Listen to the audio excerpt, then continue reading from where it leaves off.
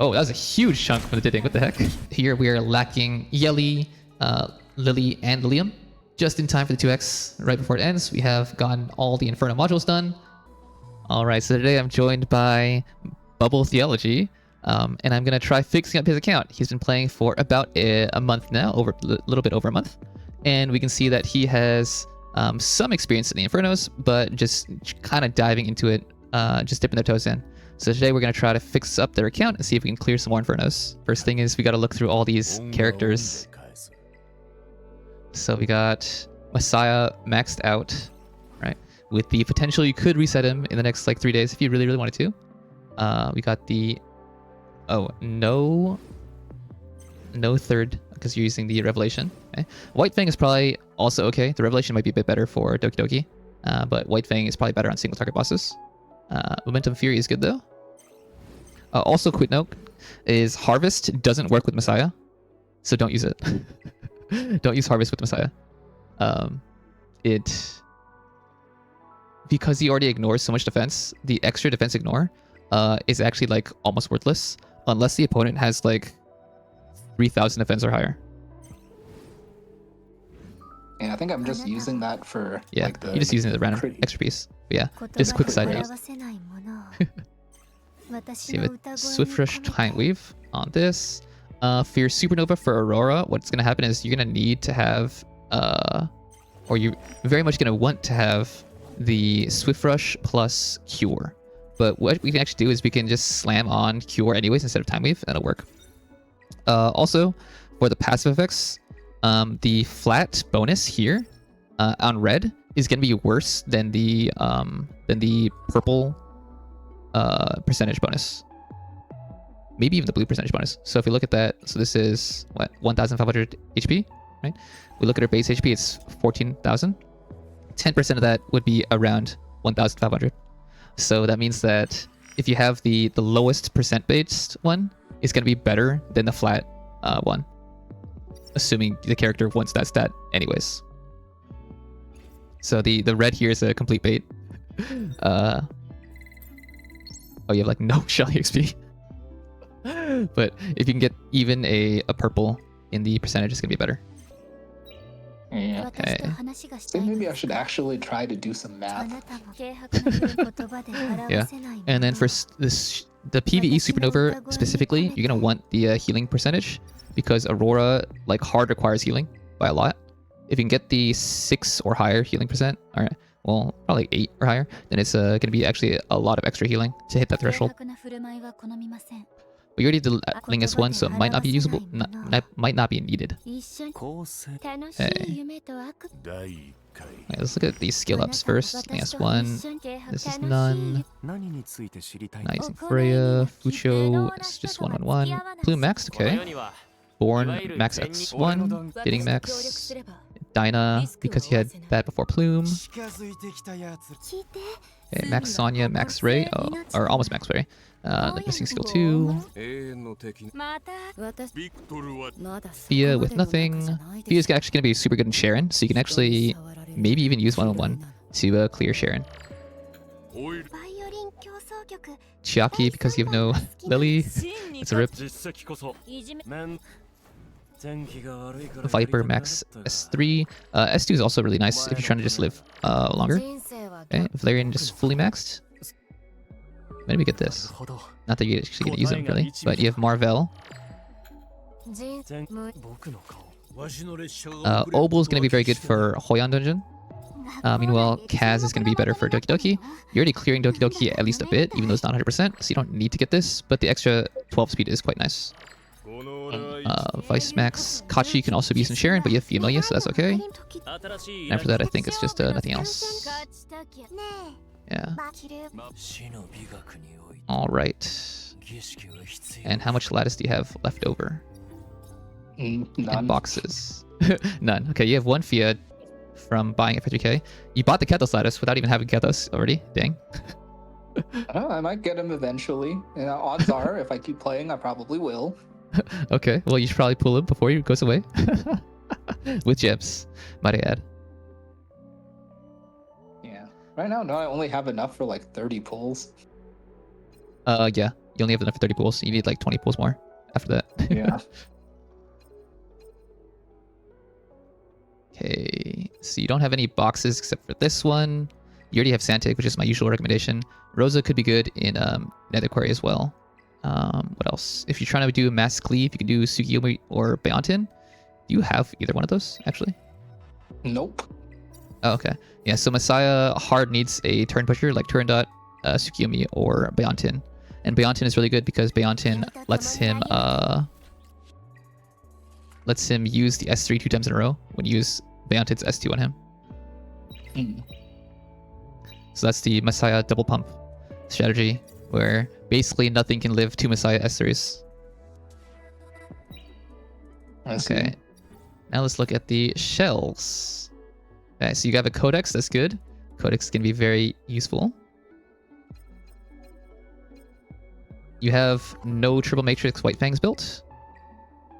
Let's search if we have any. No Fury Edge and no Swift Raid. Okay, so farming that FF2X is going to be good. Just having some usage of Fury Edge.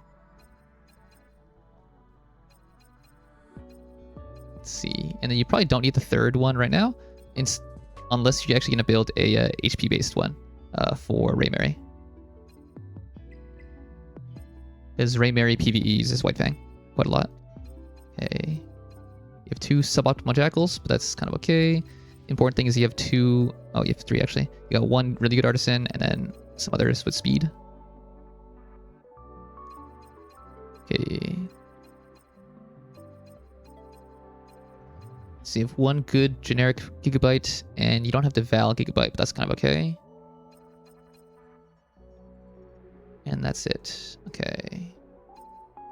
The only thing I see like missing heavily is going to be the Halloween, but you have the Codex to kind of make it work. Okay. So I guess first things first is just try to attempt this with your whatever your current team is and see what happens. I assume your Dokidoki thing. Oh, never mind, you don't. Let me go back to Dokidoki since you're currently farming that and save the preset.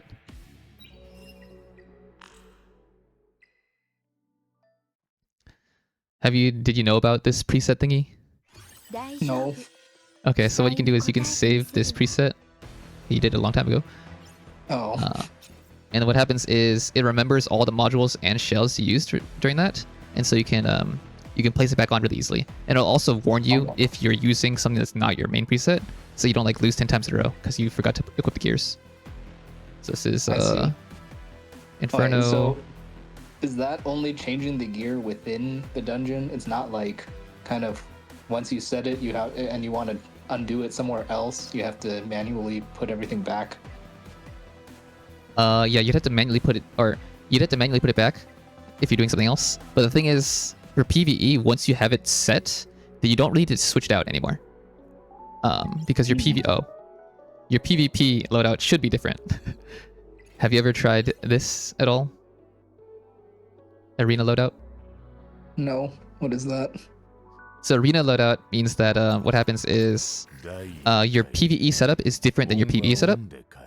And so you can just leave this on for your Etheria defense. You don't have to worry about accidentally screwing over your defense. Mm. Yeah. So you're... Currently, that means we just copied whatever you had equipped at that exact moment. And then you can also... save presets like this. So say you want to save a Messiah... right? Then you can have it there. Additionally, you can swap between those presets in PvE and PvP. So say in PvE, we wanted to copy our PvP preset. You can also go onto the other tab and then copy to regular loadout here. And it shows up here now. And so we might rename this Messiah PvE. And we can also even add it into a folder if you wanted to. Although I haven't done folders much myself. Could do like a DPS folder.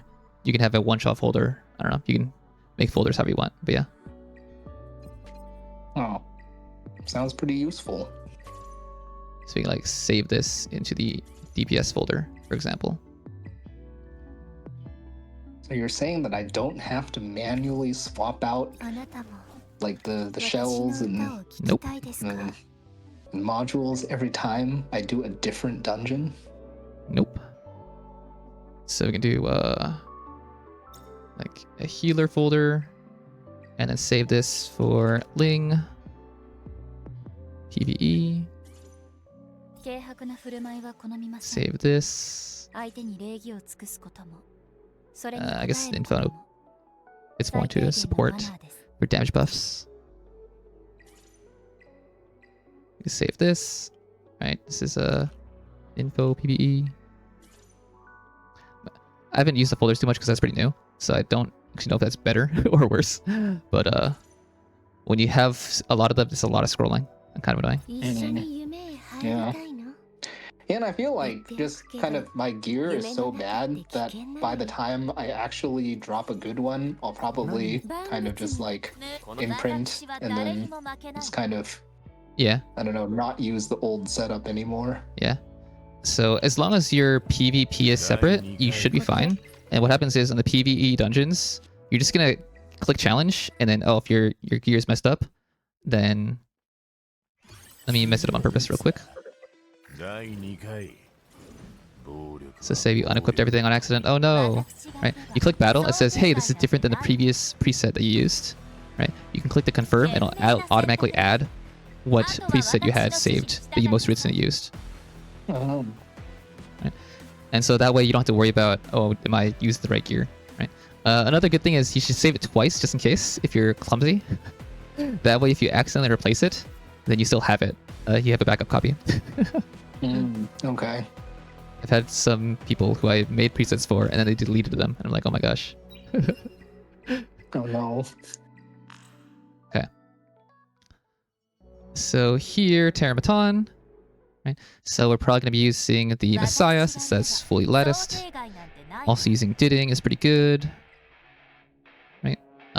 And then what happens is Sonya is mediocre, but we're going to switch that out with the Valerian. Valerian's also really nice because Valerian's going to increase the damage by the Hazy Dream. Hazy Dream always adds it in the same order. So how it works is if you don't have attack up, Valerian gives the attack up. If you already have attack up, then it gives defense. If you already have attack and defense, then it gives crit. If you already have those three, then it gives speed. So it's basically a guaranteed attack up for your entire team. So you don't have Lily, so Freya is okay. Do we have any other damage buffers? We could just add a third DPS with Born. That'd be kind of crazy, but honestly not too bad. I forgot if Messiah has any self buffs. No, just the vulnerability. Okay. Yeah, you'll probably have to equip like better shell and some more modules on the Valerian. Yeah. I just have like some placeholder stuff for now. Oh, we need a.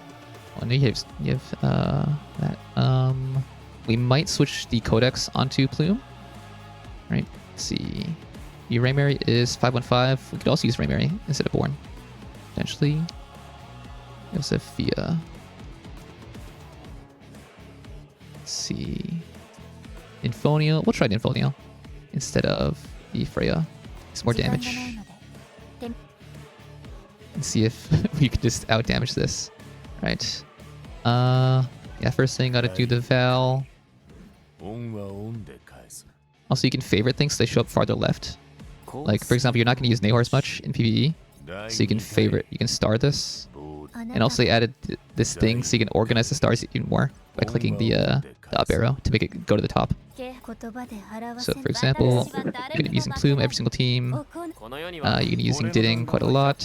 You're using Freya, I assume, a lot. Ling. Yeah, so actually, like, funnily enough, I was using Nahor for farming Dokidoki, like Health 4, for example. Because, like, you don't wake up any of the monsters when you hit them. But just the cooldown was too long, and I would die before getting to cast it again. Yep. That's exactly what happens. See a Fucho. And then we can like boost up the ones that are like really, really good that you can use all the time. I like that, for example. And I need to favorite little Val as well, which lower down. Okay. And then Val, Shell. Oh, not even 3 times. Oh wait, it's not even a real Shell at all. Okay. Just replace it with this. And then just gonna give her Wellspring for HP. And we can ignore the time weave, I guess. So you have 6 mil credits. Yeah, feel free to spend all of it. Okay. You have to be very selective. Like, I'm not going to upgrade this. I can equip it, but I'm not going to upgrade it because it's kind of a waste to do it on a 2 matrix. Yeah. When Wellspring, you actually want the 12. You can sell it, you get half back of your silver invested, but it still adds up over time. I guess we don't need time weave if we're just going to go full HP. So I might go Cure, since Cure got a buff. Let's see what we have here. HP bonus. I just search by HP bonus.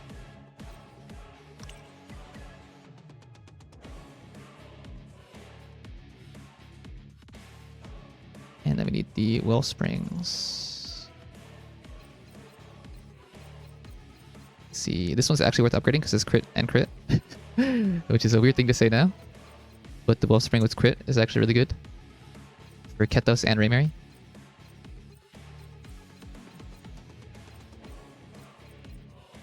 So I just equip those, I guess. For supports, the most important one is the middle one because that gives HP. That is surprisingly good for Val. She just rolled all into HP. That wasn't even there before. Dang. Okay. No speed though. Yeah, no speed. Oh, wait a minute. This Gigabyte doesn't have... You have no Wellspring or Cure Gigas. And I don't want to override it yet. I was supposed to build those. All good. You don't have that much... Yeah, you have like no Shell EXP either, so I'm just gonna make this work. Take out the...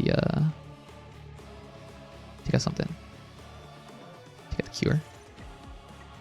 Let's go Wellspring 3, even if it's terrible. Defense.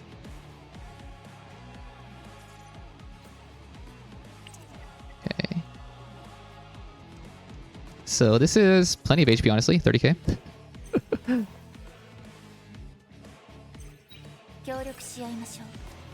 Alright, I'm just going to see what happens with this not optimized speed at all.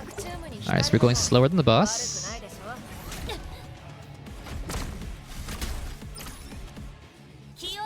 So we use the first hit there. I'm just going to put on auto, actually. Huh? It didn't dispel? Okay, gotta check that. How it goes your damage. Oh, shoot. It doesn't even... Actually, you did a lot of damage on that. Maybe we can kill that first.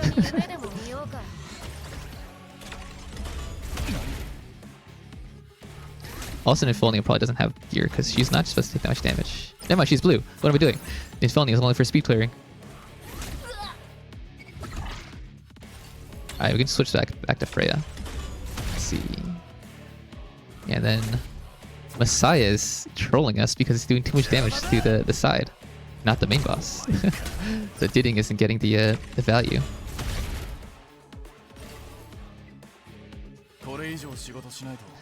Alright, so taking out Inferno for now. We can add back into Freya or another DPS. And Artisans are pretty nice because after they have 1 HP, you can Artisan back and still live from a hit. Okay. This needs more effect accuracy. You need at least 100% effect accuracy for her. You have HP, F there. And then on the right side, so you almost never want any flat stats if you can help it. Let's see, so we're just going to go Swift Rush only. And we want to have hopefully a 3-piece here. I'm going to search by Swift Rush speeds and see what's the best we have. I'm just going to steal this. Maybe you should have saved the Sonya one. Because we haven't touched her yet.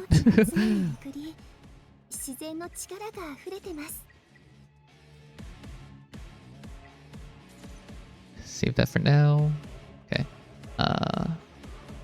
What was I doing? Plume here. Stealing the triple matrix speeds so we can have some more flexibility if we need.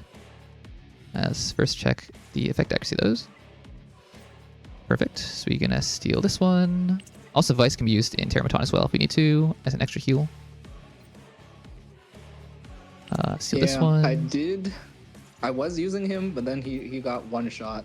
So oh. I stopped. Okay.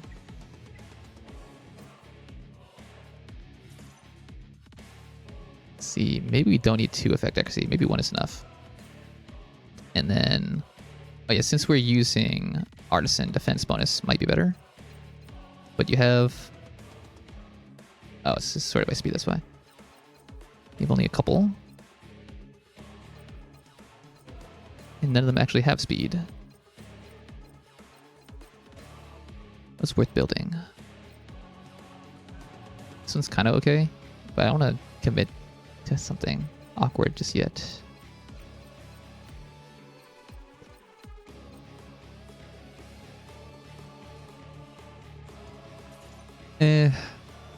How much defense is that? I guess the flat is fine for now. It's like 100 less defense, which is 400 less shield. Just go whatever's the max speed here. Okay. Just steal this. And now she is faster than anyone I have on my new account. 260. No. And is that with the bad shell too? Yeah, no speed on the shell. You're still getting that much. Okay. Let's see. So we have Plume and Val are pretty much set. So we might just be tuned later. The Messiah into Didding means Didding is never going to get value, but it's workable. We could try using Bornova instead, since he's max on there. Did we already save those DPS sets? SPVP, whoops. No, so let me go ahead and save the Didding.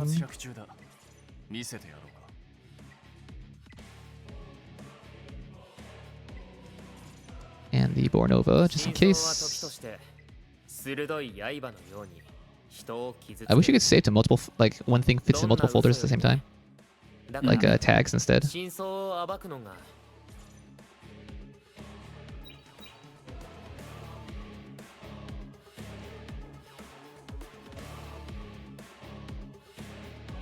Alright, I'm just gonna see how this works. So we're still slower than the boss.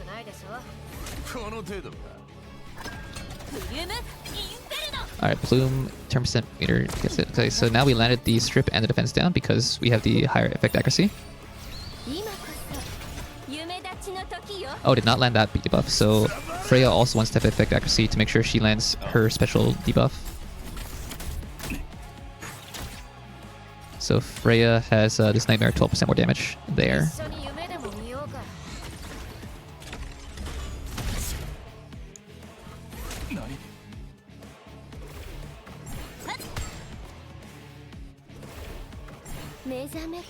Could go Codex on the Plume to make it strip a second time. Oh, ripped it. Was the Valerian not fast enough? Oh, the Valerian wasn't fast enough, okay. Or just I'm used to someone dying earlier. Not sure which.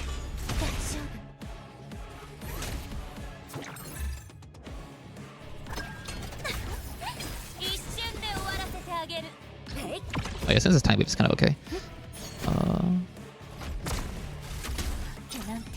Alright, so we're getting to half. Check the Freya build. Freya has actually a decent amount of effect accuracy there. Can we get Swift and Time Weave? It probably doesn't matter actually. Effect res doesn't super matter in PvE. So, oh, but it has a lot of speed. And the defense is good for the Artisan. You have 68% effect accuracy. It's Okay. Maybe enough. What the? What is this? What is this? Yeah, it's called being broke. Oh my gosh. You're broke. Okay, we're gonna farm this in the background. What prowess do you need?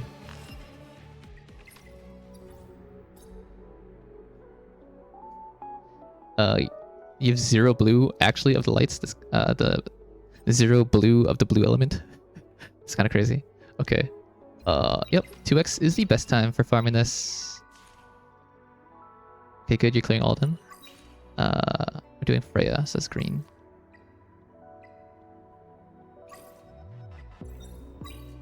Are you refreshing with gems as well? Or No, you're trying to get those? I've been trying to save gems to use for Wishbinder.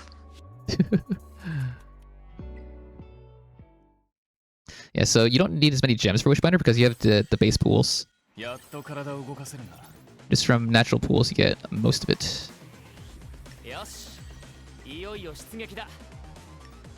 Oh, master. And then I'm just gonna click this and whatever. Is the link empty? Probably, whatever. Whee. Alright. Yeah, that is gonna be some extra HP for the Freya. And defense. 10% HP plus 1,200 flat HP. So that's gonna be like 2.5k more HP. And also some defense as well, so that you can have bigger artisan shields. Okay. Otherwise, the speed is okay. The effect accuracy is on the low side, but kind of okay. And I don't think you have much other effect accuracy. At least not with speed.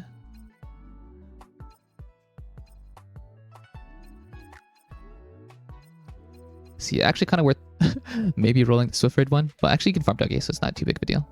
But you're going to want effect accuracy for all the speed sets in general. Yeah, would be nice. Yep, would be nice. Wonder what that's like. Let me just swap out one of these.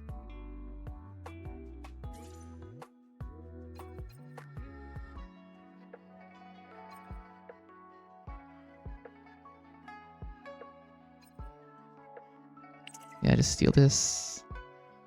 Try to get 100 there. This has no speed. So we can side grade. Oh, we need something else with 3 though. So, bam, we still keep Swish Rush, and we got some more speed from the ring. 239 here. Okay. I'm not sure how good Val with Freya is though, because they both kind of give the attack up, but it's kind of fine. Let's check your tree again. 11 minutes. We can cultivate, and then get it at max. Only 2? Sad.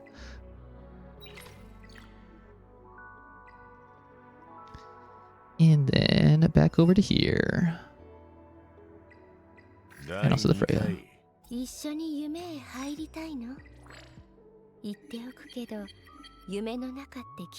Yeah, almost.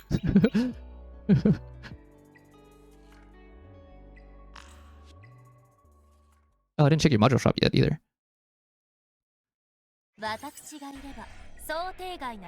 that. Module shop.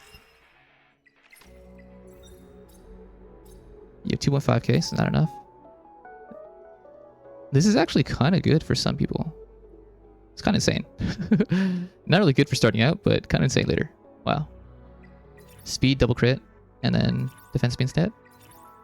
Okay. This is also decent, but no speed. But not the one you want, which is like an effect accuracy with speed. Or just a crazy good DPS one like a Fairy Edge. Okay. Doop-de-doo. Let's see. Is there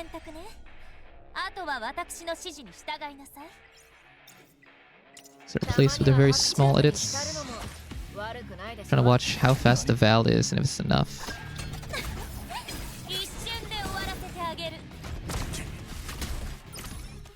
So someone dies.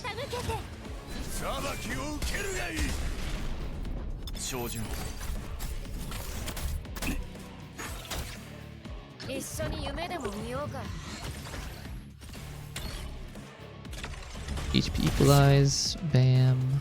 Then someone dies again, and the Gigabyte procs. Then Val has to go before the boss goes at this point.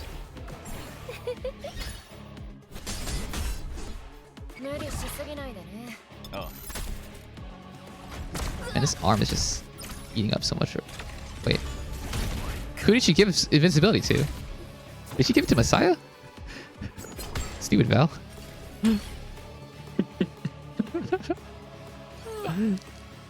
Okay. And then let's try seeing if it's any different with Bornova. I'm assuming your Didding stuff is better than Bornova's. So I'm just gonna copy it over.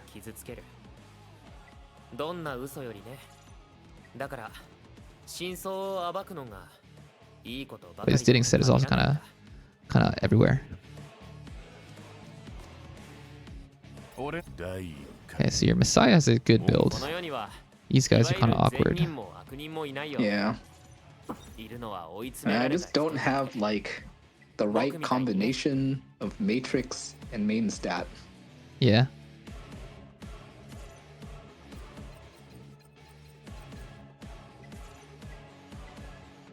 And I guess a built shell with matching matrices.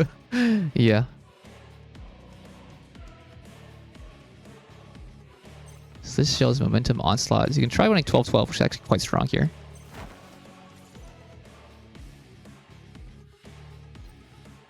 Time to burn it all.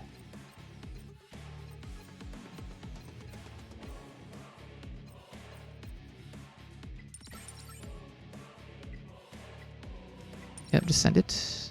Not too bad. Kind of decent for a Ray Mary as well.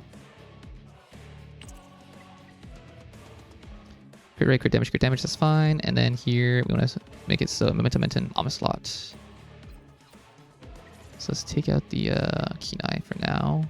See what we can make. That's decent, that's good. Yeah, I think the Kenai was for the crit rate for the Deting. Yeah, momentum gives crit rate.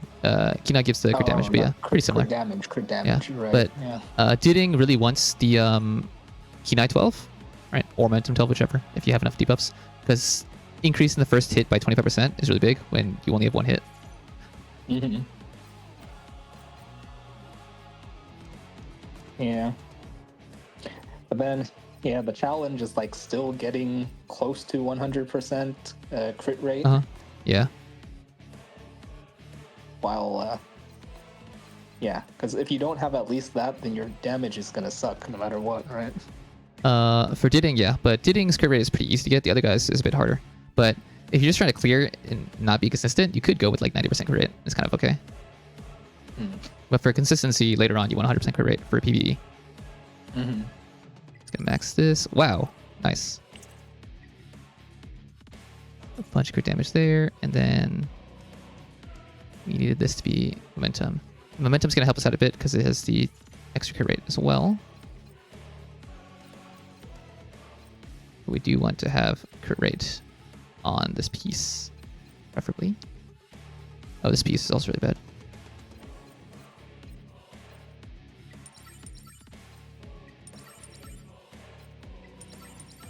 There we go. So the bottom piece cannot get crit damage. So if you have speed and crit rate, then it's already like a pretty good DPS piece.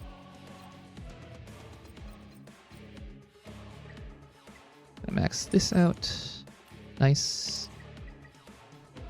And then we still need the momentum here. And I think this is the only one usable for now.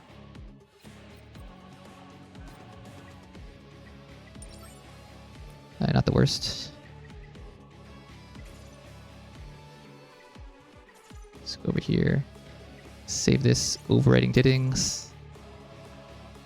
And then Didding, if he hits the right person, then Didding will still get the extra crit rate boost here, so it's okay. But we're getting trolled here because of the stupid arm. So that's why we're switching it up to Bornova. Yeah, but he's also gonna do AoE first, right? But we're not getting trolled by losing some value from the target, the Didding's reticle target. Yeah, but then if Bornova does more damage to the arm than to the main, then D2's still gonna target the. Yeah. Oh, we're not running him anymore. Yeah, just took a Didding out completely and seeing how that works. We could also try swapping this set onto the Asai and seeing if that works too. Let's see, so they have the defense up. Might be worth having Codex instead to strip the defense up.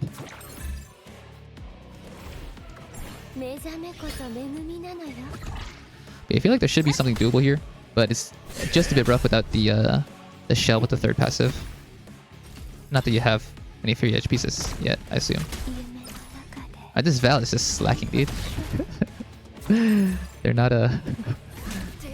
not surviving long enough.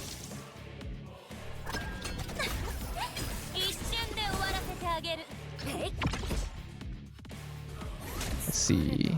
Also, someone with the speed up would be nice. Man, without Lily, it's rough. Going so slow.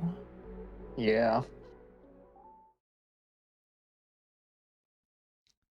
Okay, I should check the prowess of your other units first.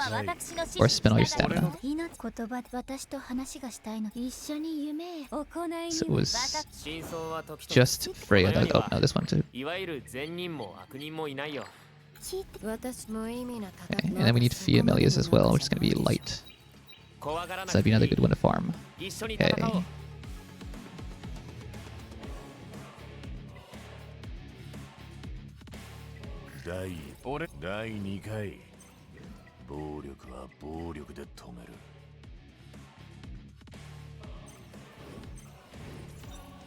So you have the other White Fang here, which is Onslaught, Swift Rush, not great.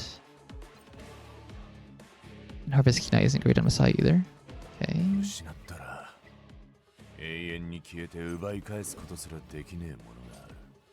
So switching the shells around would probably be worse. Because this has the constancy. But it still could work. And then definitely want to reroll this one. Yeah.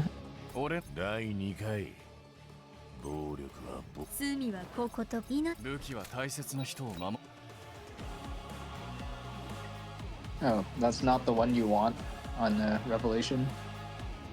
Huh? No, so the first passive, you always want to be percent based, not flat. Oh, got it. Because you can get 30% attack as a red instead of the 170, right? 30% attack is going to be, what is that? Almost 400 attack. Compared to this is 170 attack, right? Okay. And then a purple 15% is going to be better than this red flat. Yeah. Mm-hmm. Okay, got it.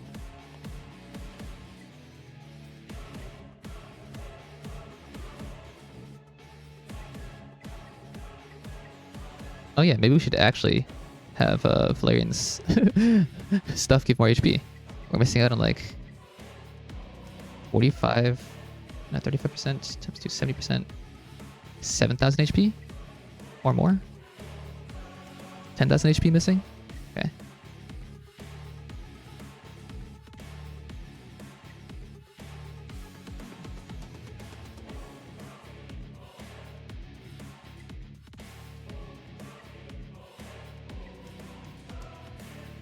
Let's see. How mad is it to go triple DPS? Suboptimal, but trying to use what you have.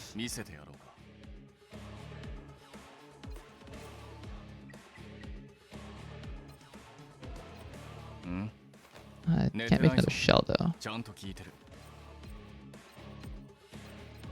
Yeah, maybe not. Let's try the Didding again and see if that works. With this better build.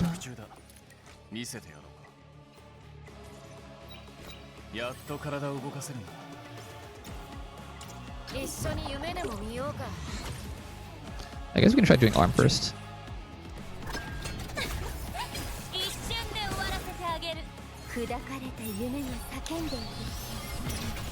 But arm first is probably, instead of using Freya, use an actual healer.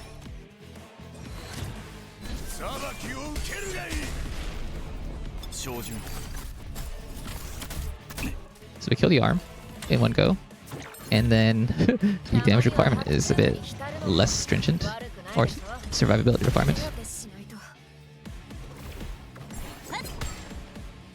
I'm going to watch carefully on how bad Val acts in the upcoming turn.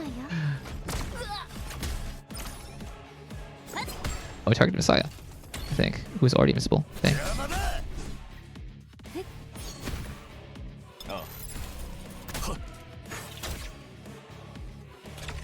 Is Val still in Hazy Dream?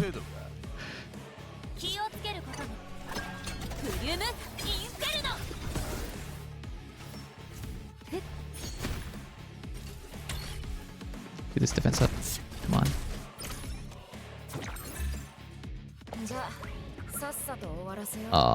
The timing is not as good. I think Val's gonna take her turn, and the invincibility is gonna wear off anyways.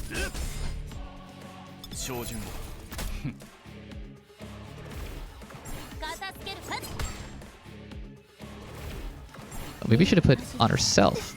Val invisibility on herself, because the guy's healed a lot actually, somehow. Oh, Messiah died. What the? Wasn't expecting that. And then he gets more and more attack as time goes on as well. Let's see. Some more Val shields actually could be it. Should we go with a different person instead of Freya? Sonya's not the best though.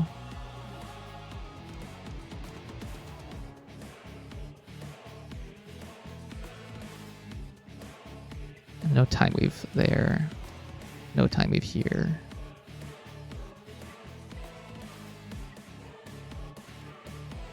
Is it possible for you to get Swift 3 or Swift 12, time weave 12 on a character?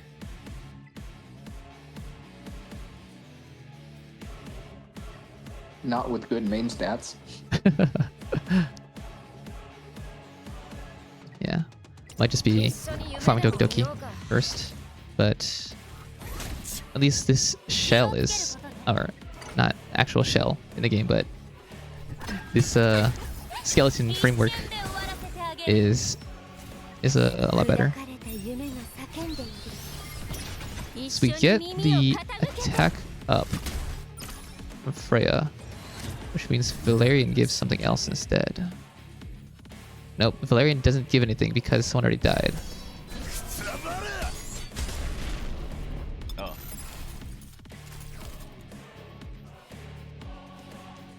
I mean, killing the arm is kind of okay. Can also cheese this and use invincibility first when we're taking damage.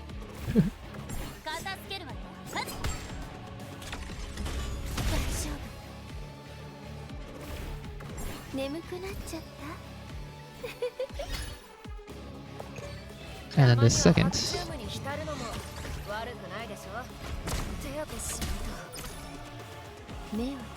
How did like no one take damage? Wow. Yeah, I don't get that. Dang. Just that much shields and people being invincible.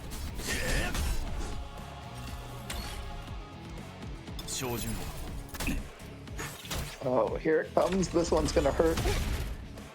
Yeah. Oh, as it gets stacking higher and higher. Yeah, the time weave would help a lot because we're not getting the spell fast enough for the defense up. Oh, that was a huge chunk from the Diding. What the heck?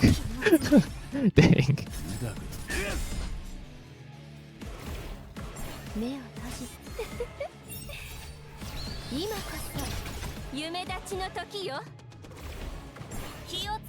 And then they're gonna get defense up here, which makes it a lot harder. Then also defense down and weakness disappear. The invulnerability is back up already. Kind of crazy. I think we just put on Diding again. So we've lost the... No, we still have attack up for now. Okay, no defense down and the defense up hurts though, but we got it.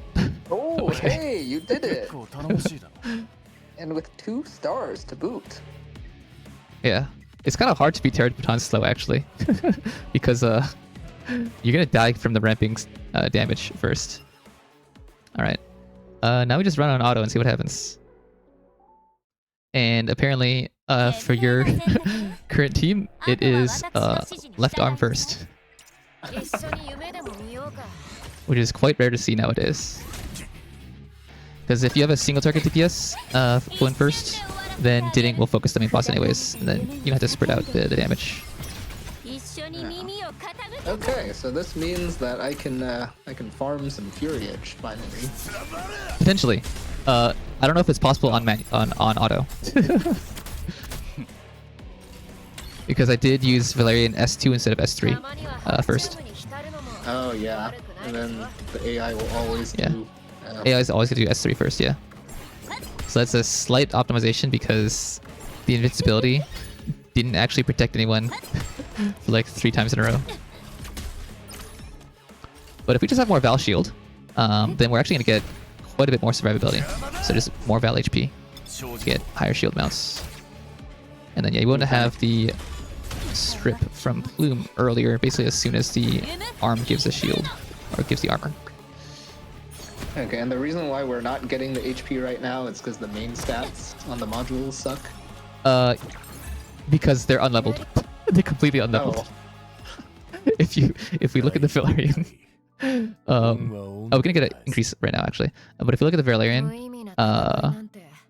it's level 1 on all 3 right side. Oh. I see.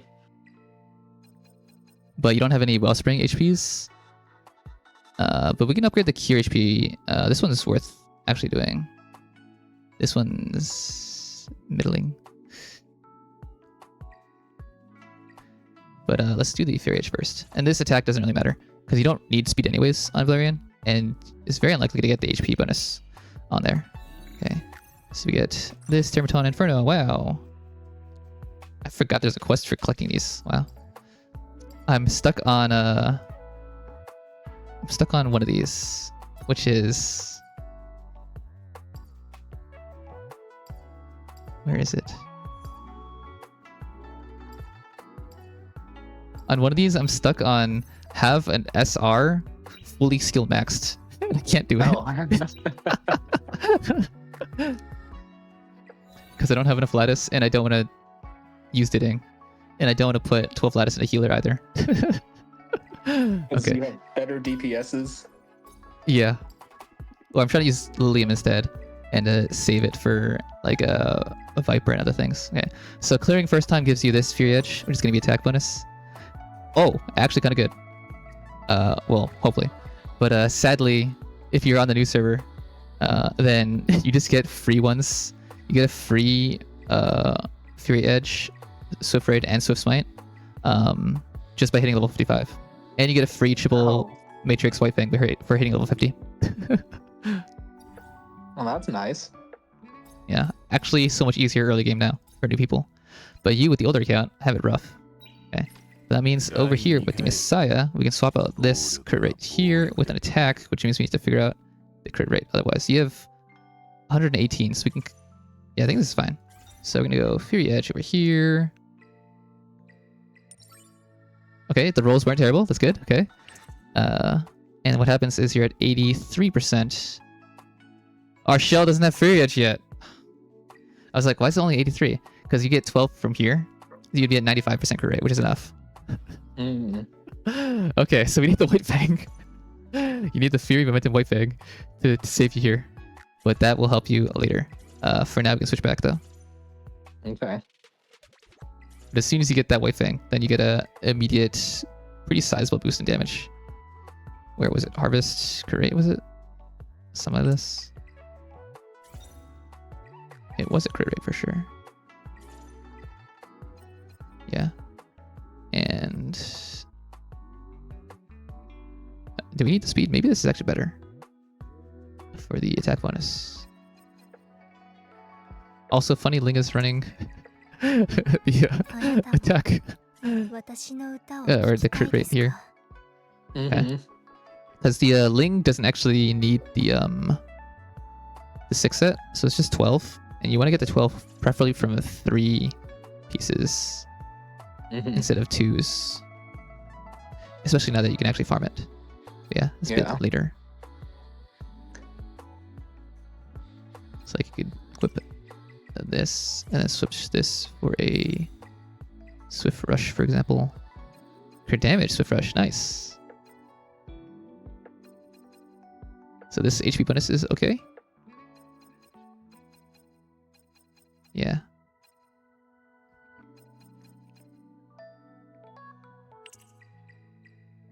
So swap it like that is a bit better. And eventually you can phase out these when you get enough good things.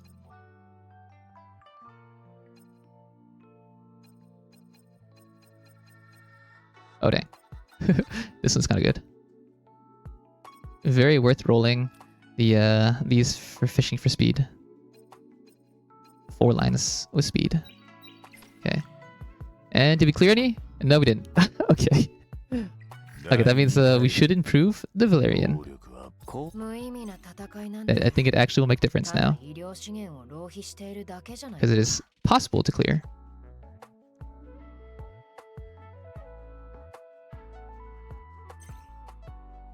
I don't want to use this gigabyte, but we can erase this one. Because Swift Rush 2 is kind of whatever.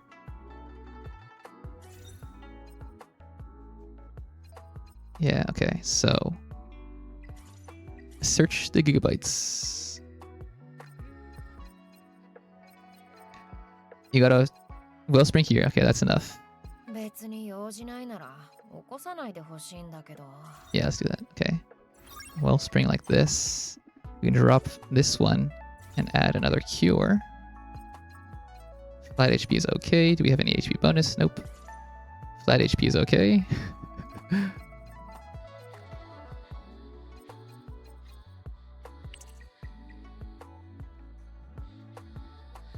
And then like this, we'll have more HP.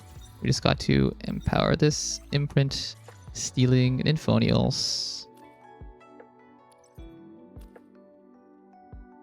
Oh, you can't steal it when it's equipped?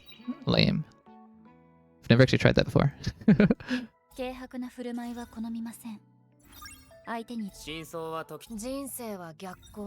Imprint this one. Double check. Yes. Okay. This one, lock the new one so we don't accidentally erase it. And we have more HP there. And we can at least upgrade the HP bonuses, the real ones here. Yeah, that was the first time I imprinted a shell on this account. Oh, you never even like got a better white fang to imprint? You just like built it up? Or you farmed enough when you made one after? Dang. Yeah. Well, I mean, farming shells is rough. You get so little currency. Yeah, and they it all suck costs so much. every time. Yep. Alright, so if we get a Wellspring or Cure HP bonus, we can swap it over. Oh, it needs to be 3 though.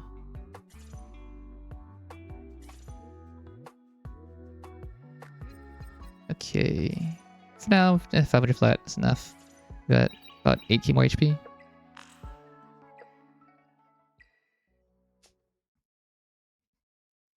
Okay, Aurora, I'm gonna say is just impossible right now because we need the better supernova. You need basically Swift Cure and the passive healing. I mean, you have S1, so maybe it's doable with only 2 of those. But basically, you either need the passive healing benefit here or the cure, which I guess we could slap on because we just got it from that. Okay, maybe it's doable actually.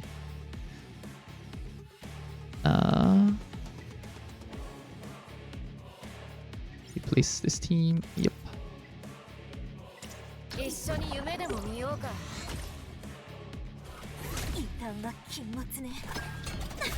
Yeah, as soon as you get a better White Fang, you can switch Messiah over to the White Fang.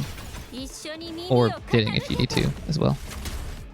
And use the Fury Edge module. So, just what's it called? Fury, Momentum, Fury Edge. Yeah. Uh huh. Okay.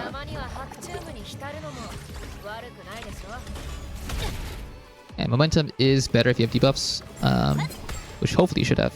But it's kind of okay to use Kenai as well for both Messiah and Didding.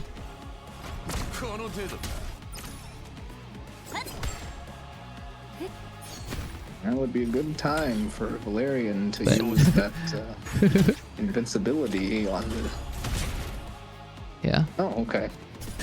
Oh, still alive.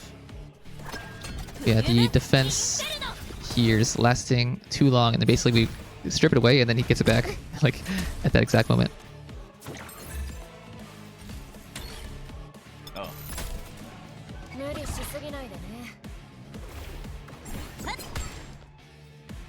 It's because my guys aren't fast enough. Yeah. Dude, I completely forgot Valerian gives this HP restoration thing when they're low HP. This is it's like below 35% when you don't have it latticed up. Give it at 50 so it actually happens. But I like never get this effect. So I'm always confused why you have this HP restoration. Oh. Close. Okay, so... Yeah. Is it only manuable?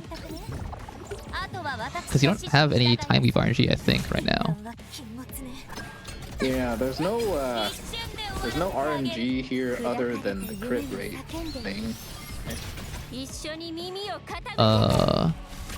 No, I think we have 100% crit on everything.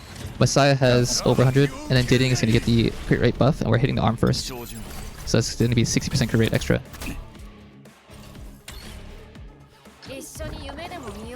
Okay, so is it just, I don't know, landing the debuffs? Or... Yeah, it might be worth yeah. having that there. I guess it doesn't matter. The DPS didn't even move since, because that was so slow.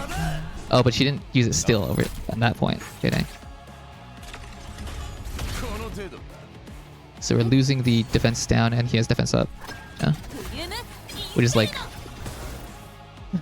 the differential between that is like 3x.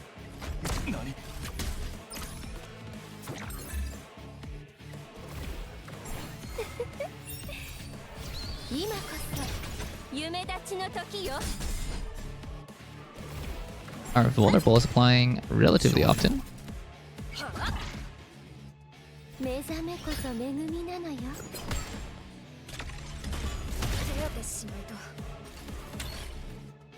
Yeah, I think the Time Weave for faster cycling would be good. Wait, it's kind of close. Wait a minute. Is it doable? He has invincibility. Okay, there's a chance you can auto this. He has invincibility, so he lives until his next turn, no matter what. Dude, the boss took like 3 turns. Oh wow. Is this HP? Nope. Alright, so it's technically possible to farm this now for you. On auto. Yeah, maybe it would like a 10% success rate. Yeah. Just take a really long time. Even on 2x. Okay, the plume. So the best thing to do would be getting effect accuracy. The Time Weave. If you can somehow swap it around. But you don't have any Time Weave effect accuracies, I think. If you go Swift Time Weave, you basically need 2 effect accuracy pieces of Swift Time Weave. I guess you have 2. Alright, let's try it. Let's try it. Swap the artisans. Oh, is this other artisan better?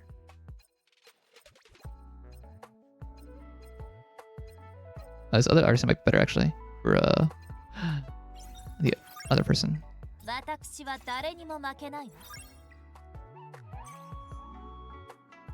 Okay. Then we have this, and then preferably would be a better one. This has no speed as well. Oh, this one has speed. So this is worth upgrading. But we're super low at currency right now, so let's wait a second on that.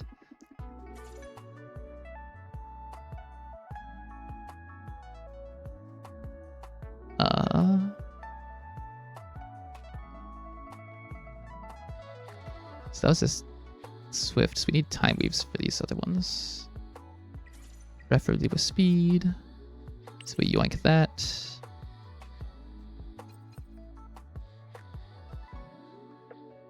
I was like, okay, you have none with speed. Ouch. Losing 11 speed would hurt.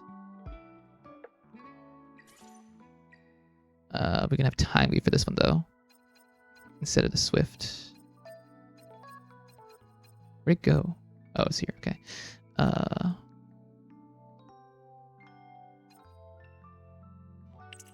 I'm gonna steal that instead, and then make this time weave.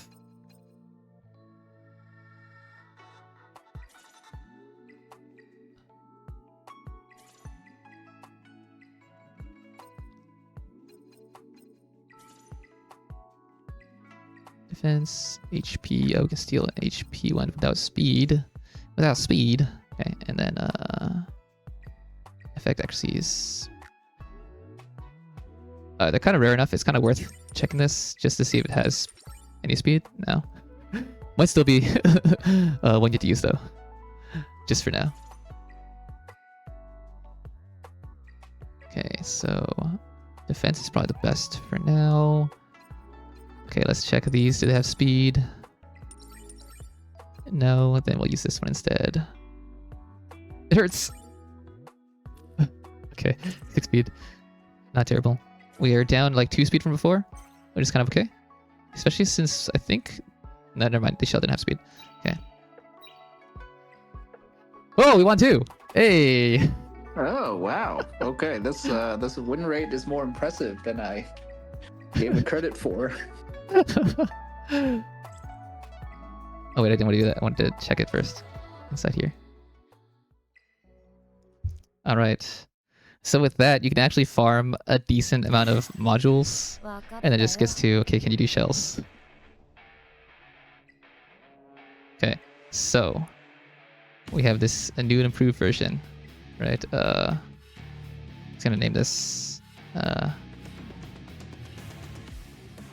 first auto. You can't put a number as the first character in these names, which is really annoying. Let's have this as test. So now Plume has Time Weave.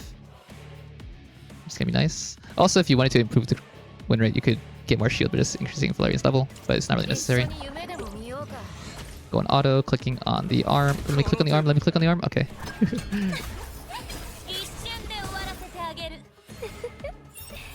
Okay, now you have more time with RNG, but I think in most cases it will be better for us.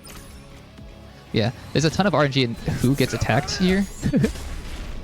Like, especially since Messiah has invulnerability anyways, then he won't die again and trigger Val's thing. Although it doesn't really matter, I guess. Maybe it's better if someone else gets hit the first instead of Messiah.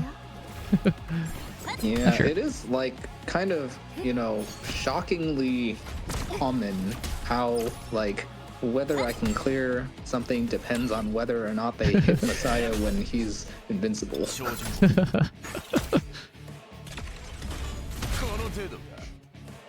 And this is so strange though, playing on this account compared to my new ult, because you have none of these like new super OP units that like everyone has, or like just having the selector like Lilium is just like everyone's using that, and like no one is using Messiah on the new server. Yeah, but it's working. I mean, I heard that like even Yelly is like a really good DPS. Yelly is good for PvE, but it's worse in PvP. Oh wow, that was so much damage from Diddy. Okay, so I think the plume helped. I think it was defense down and no defense up at that critical moment when Diddy got his attack there. Uh-huh. Okay. All right. So okay, it is considered good enough for now. Let me go ahead and also improve the auto win rate. Yeah. All right. Use this.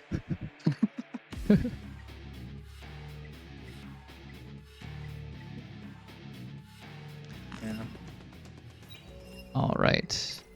And then for your Dokidoki. Yeah, the current setup has like maybe a 50-ish% win rate. Okay. So you're not having Time Weave on the Kaz, which means that you're not able to kind of cheese out extra skills. Because if you get Time Weave and Halloween, you can actually do back-to-back S3s, which is crazy. If you get the Swift 3, Time Weave 3 Halloween. Uh-huh. Let me check what Halloweens you have in general. So you do not have the Halloween, unfortunately. So it doesn't matter too much. But even just having Halloween in general, when you awaken it maxed, then it has a 100% chance of activating, reducing the cooldown of the skill by 1 turn. Kaz only has 1 skill, so it always reduces S3 cooldown. So Halloween would be nice, but you have none built. Okay. Let's also check if you have... whatever. I was like, how many shell EXP can you scrounge up right now? From like Dream Boss. Okay. Infonios for speed clearing. Infonia and Freya also both give attack up. Let's see, Freya might be good. Val might also be a good substitute. We can also use Raymary or Bornova as well.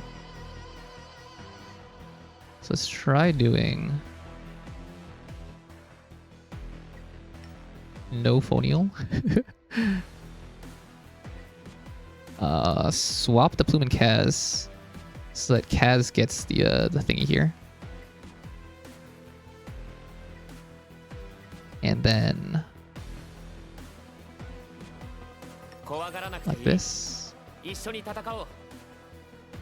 get some attack up, some survivability, but it's mostly a kill fast team. Okay.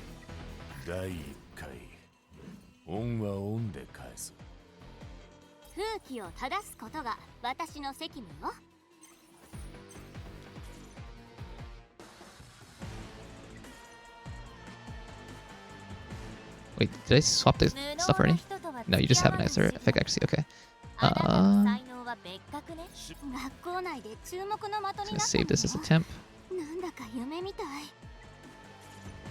And then take the set as a group debuff.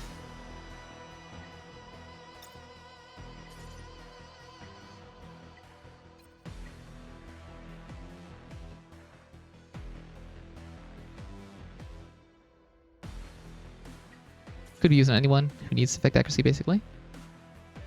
And then we swap that to Kaz.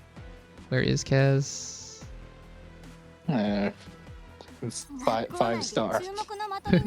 Gonna start it so it appears slightly farther up. Okay. And then place that here. And then let's try to build this from scratch. See, Artisan is probably better than Jackal, just because there's HP seal.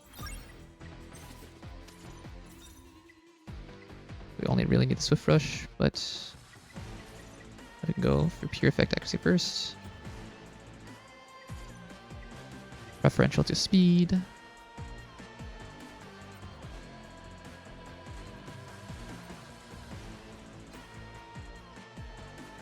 This has no speed, but we don't have any options. You know, I don't have my music turned on, but I'm kind of surprised to hear some Dune music in the background. Yeah, it does sound like that. You're right. I didn't piece that together before. Okay, 2 effect accuracy is probably okay, and after that we just go bulk, so defense bonus on anything. Time boom was actually kind of nice. We're getting really low on stuff here. Okay, I think it is time where we need to actually dismantle modules for silver. Yeah, you can go ahead and sell everything. You leave 1,000. Wow. 4. So like this piece is basically instant sell now that you have any other one, because because you can't hit 6 or 12 with sets of 3, or with a 3 and a 2, right? Then you're never going to use a 2-piece.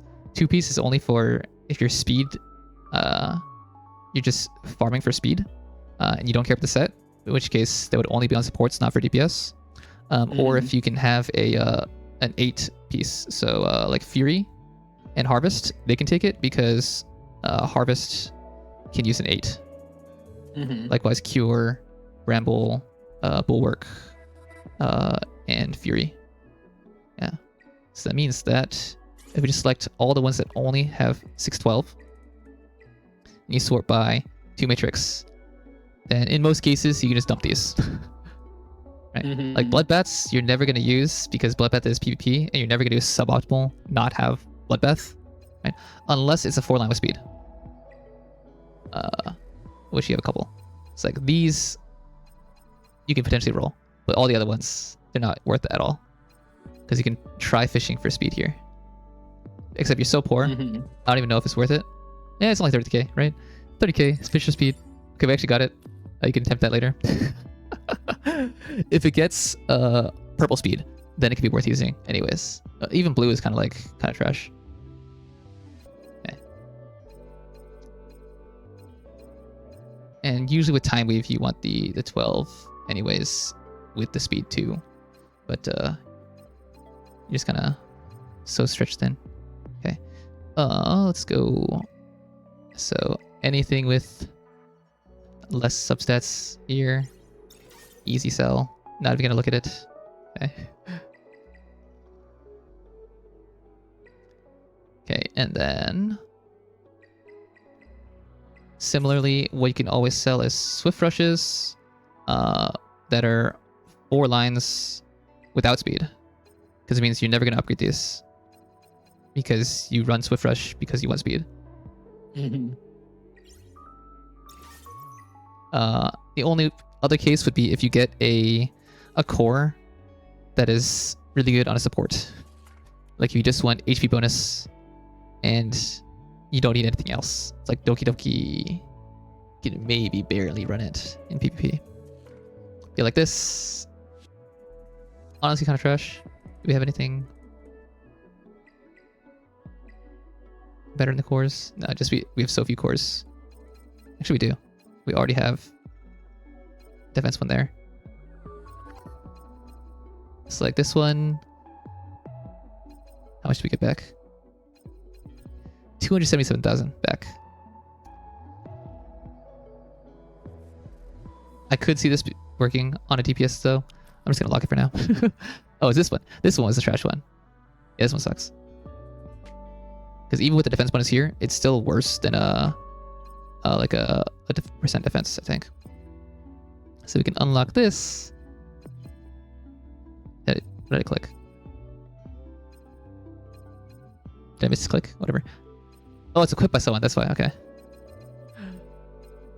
It's currently equipped by someone. Well, we can trash it later. Anyways, back to trying to figure out the team here.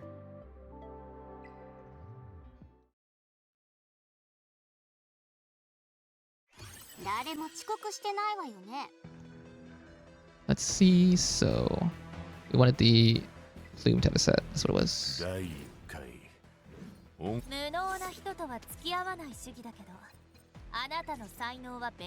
we have 2 effect accuracy. We just wanted defense or HP.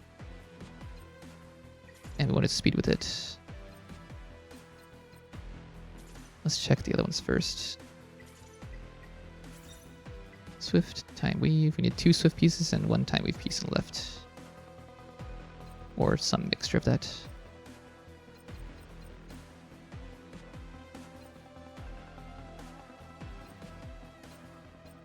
Yeah, we're too poor. Just gonna use that. We're not using Ling right now, so we can steal that, I think.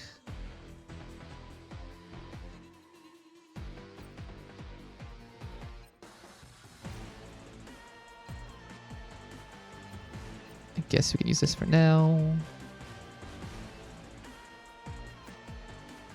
That leaves us... What? Swift.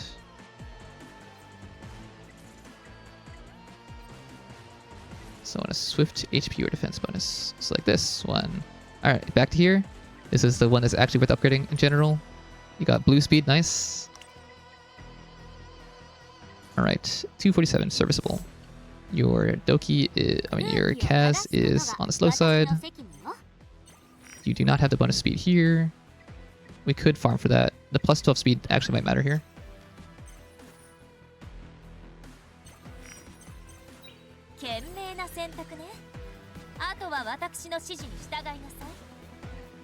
Test, and then also I think this was broken before anyways. Never mind, it wasn't. I will fix that real quick though from this one and put back the shell that we stole or erased completely from existence. Oh yeah, we could use this gigabyte as well for Kaz. That's another option. And then replace that there. Go back to the test one. Guess we can just try it like this. We had it before, and then try it with Born as well. And then if you had White Fang, you want to target the second guy, typically, because the second guy has the most HP.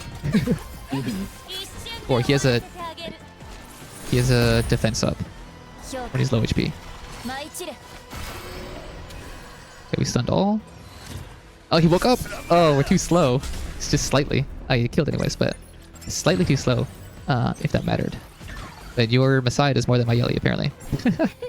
My Yelly sometimes... Really? My Messiah of my Yelly sometimes doesn't kill that mob. I switched it just today, actually. Yeah. I switched it from Onslaught Fury to Hinai. Oh. Well, okay, so before my Messiah wasn't doing as much damage, but I guess whatever like optimizations he did today made him do more. Okay. Maybe. I don't remember what I switched around. I thought it was mostly the Didding set I switched. You see, this is like the annoying thing, right? It's like the Kaz like makes everybody go to sleep, and then the Plume just wakes everybody up. Yeah, but if you're not dying, it doesn't matter. The damage increase is nice though. We're kind of just waiting for Messiah to get his S3 again, and hopefully the stun or whatever sleep lands at the appropriate time, so they don't get the shield back up. Like the big guy just got his shield back up. So we need Kaz to sleep here. Time weave. That actually oh, it didn't even activate. He's not even slept. Yeah, like the Messiah will still do a decent amount of damage, but it'll just take longer.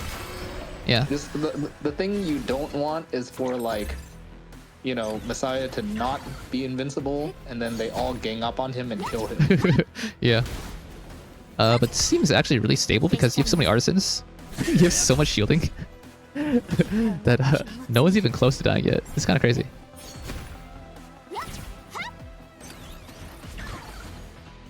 Oh, I forgot. We need more effect accuracy actually, because for this dungeon in particular, they have 100%, 160% FRS. So you want 260 effect accuracy. So we should probably change that on Kaz.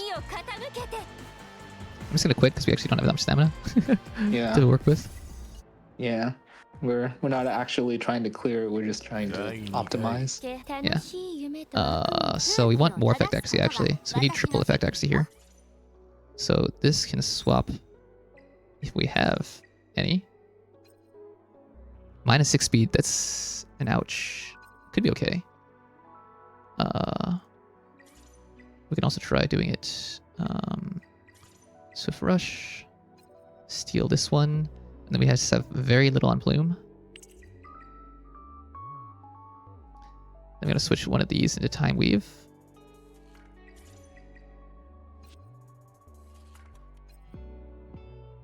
Your Plume is faster already, so we can kind of do this anyways, yeah. Is Kaz on Giga? No, Artisan. Is this on Giga? Okay. So the speed tuning should be okay here. You need the Time Weave, so you steal this piece. Back over here. We need more effect accuracy from something random. And we probably just slap on Swift Rush anyways here. And ignore the Time Weave then. Effect accuracy. Anything leveled? Okay, it might be worth just building this then. Even though it doesn't have speed.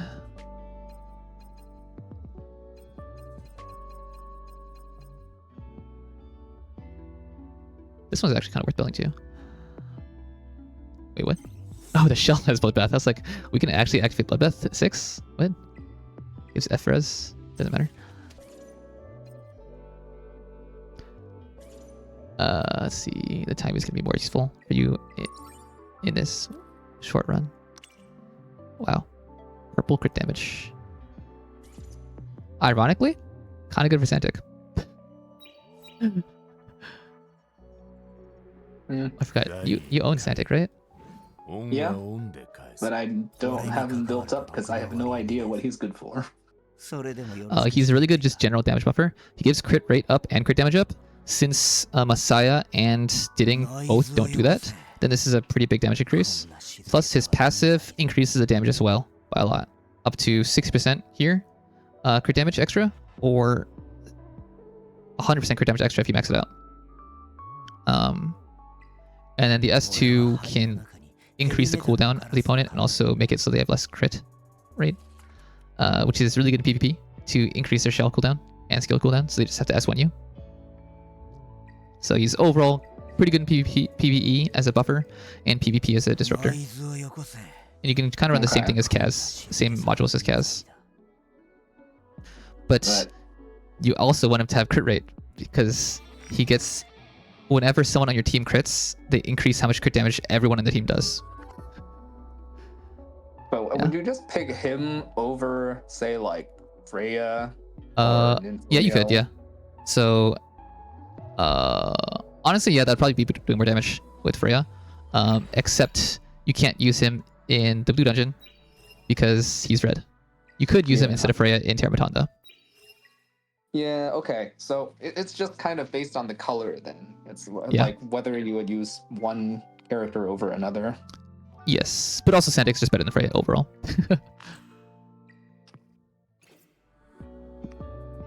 Alright, so... I think I'll just save this. But I guess once I get Lily, I would just mostly use her over these other guys, right? Yeah, you can take out Infonio idly, you can take out Freya idly. Yeah. Lily's gonna make it so much faster because you can run Codex on your Kaz. What your Messiah's gonna do is he S3s, right? And then Lily's gonna use the S3 on Messiah, which gives his cooldowns back, so you can S3 again, right? If you have Codex on the Kaz, it means that you can S3 twice in a row as well. So basically you get Kaz S3, and then Messiah S3. Kaz S3, Messiah S3. And if you have another Codex for your Plume, then you can defense break them all, sleep them all, and one-shot them all in a row. So that'd be your speed clear team with Lily. So as long as the timing works out. Yeah. Alright, I'm pretty sure this works. I'm just gonna name that Turt and push it to the top. As in, it can't be, you know, the Kaz goes, and then the Plume goes, and then Messiah goes. Yes, that would be not as ideal. Would probably still work for the first wave, but for the second wave, not ideal. Yeah, and a lot of times it's actually worth getting a slower team if you get the correct order of units. Okay, I'm too lazy to do the Aurora right now. Not if they take their turn and wake up before your guys go. Yeah, then that'd be a rip. Yeah. So who are you using for Sharon? Because Buccio is really good in Sharon. You also can't use Sling Low because she's the wrong element. But you had this team farming for the previous difficulty anyways. Okay. So Messiah is fine. He doesn't rely on debuffs. Didding is also usable. The Didding might actually be stronger here. Yeah, but so even though the Lingua was the wrong color, like she had the more consistent heals, at least for yeah, for Hell. For yeah, for Hell it's fine. Yeah, because it goes from 30% or 50% bonus. So, oh, there's no bonus. I didn't realize that. Oh dang. Okay, so it's literally just a 50% from regular element circle. Versus this is triple damage. Yeah. Yeah, so Linglo is definitely But- going to be fine for the previous one. But well, let's But for the like, this, what's a healer that you would use that?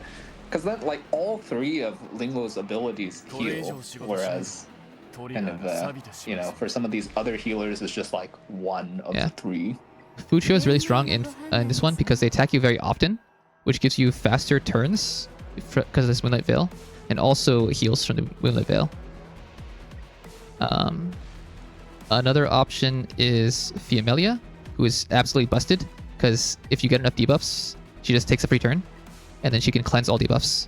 So everyone gets all these dots, but then you cleanse them all. I see. Meanwhile, Plume actually doesn't work in this. I don't know if it works in the previous one, but in this one, immune to debuffs. So Plume actually doesn't do anything for this fight in particular. The I only see. fight where she's worthless. Is that the case in Hell? I actually don't know. It's just immune to control effects like Taunt. Okay, so Plume is useful there, but not in the Inferno. Okay. I see. Alright, I'm just gonna rename this Old Hell. Alright, and we can try with take out Plume, take out Linglo, adding in Fucho first. Try that. Honestly, Fiamelia as well. We can Val also would work just for an attack up. Freya is still giving attack up, but not the debuff, so it's not as valuable. It can still work though because Freya can make it so you don't take dots though from the S2.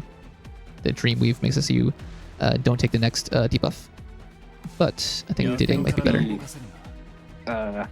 Like 5-star, no skill up Fiamelia is good enough. Yeah, except we do want the prowess in general from this, which you do have enough. Okay.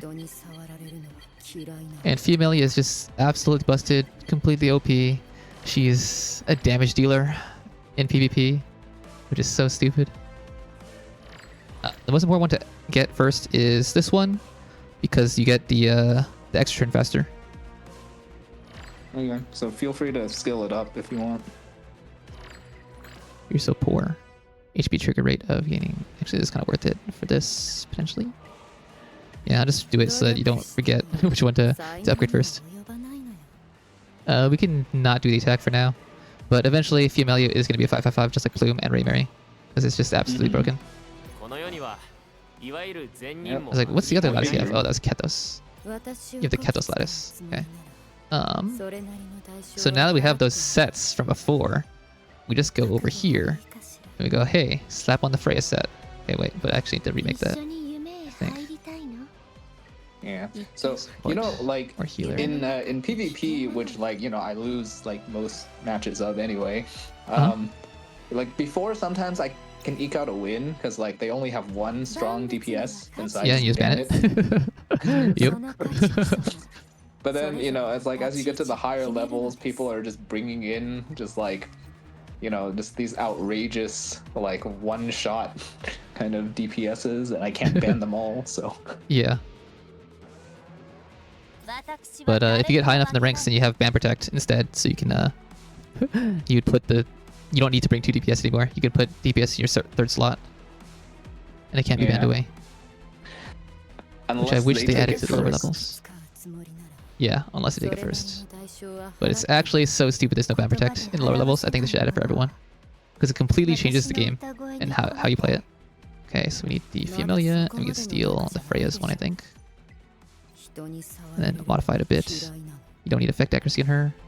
Instead, we just want more HP, which might just be Val stuff. You know, I don't really see anybody running CC in PvP anymore.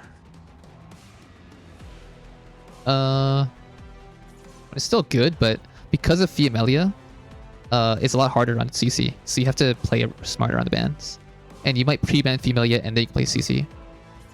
But if you don't have pre-ban, then it's kind of risky. Especially since you need to run 2 DPS at your level of PvP, which means that you can't rely on 1 DPS and have the rest be CCers. Mhm.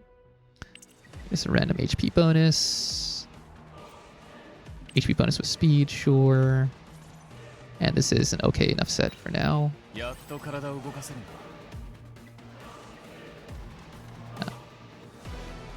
And then rename this test.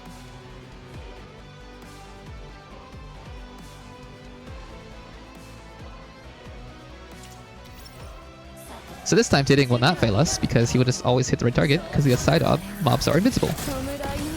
As long as he's not the very first person to go that deals damage. Yeah. Oh yeah, and then when they evolve, they become nasty. Oh yeah, I forgot about that. Ugh. And it's gonna evolve so fast actually. Let's see, it might be worth putting the Amelia on Time Weave instead so she could use her AoE S3 use more often. Like if she had Time Weave, she might have been able to cleanse all these debuffs right now. Dang, these guys evolved fast.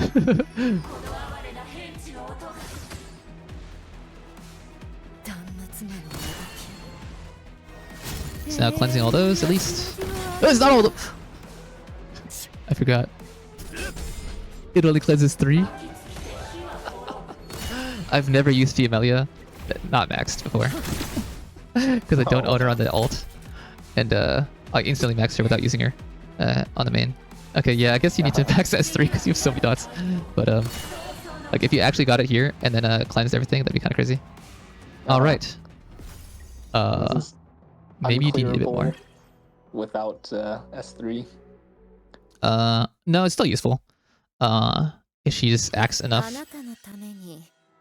But let's try the Val instead. Val's gonna be more damage and less survivability.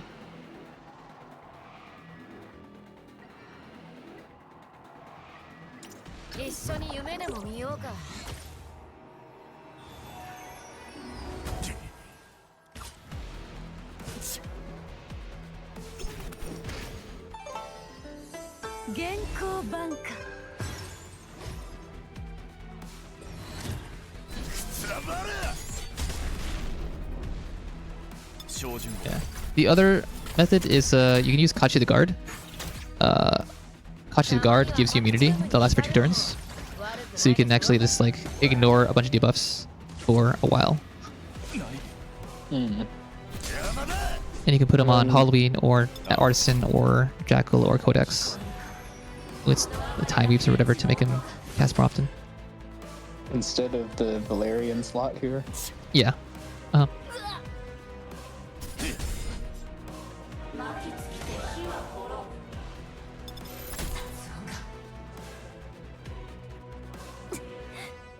It's so painful.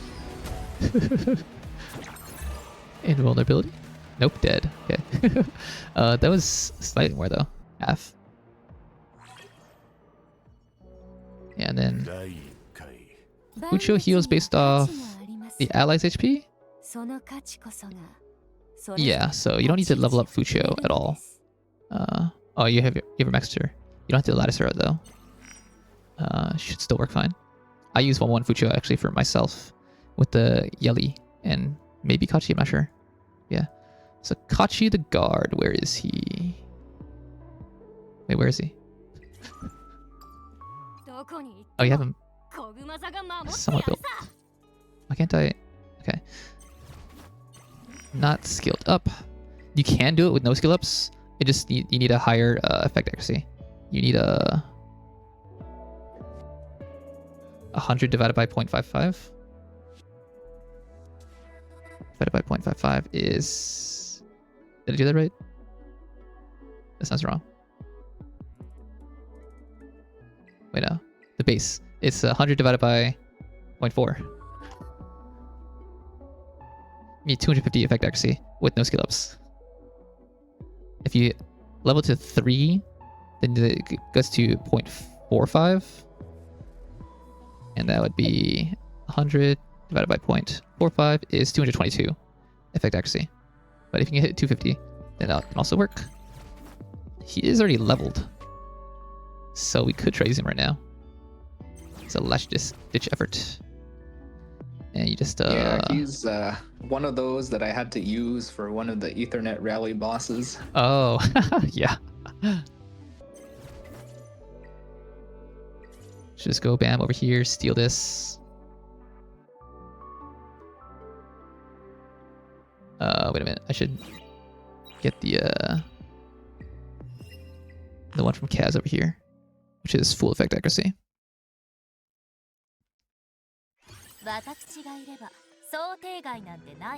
So I go use here, and I can save the set from this.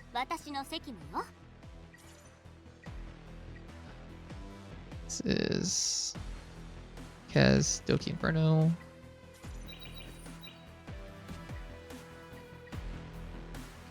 Then we head back to Sharon.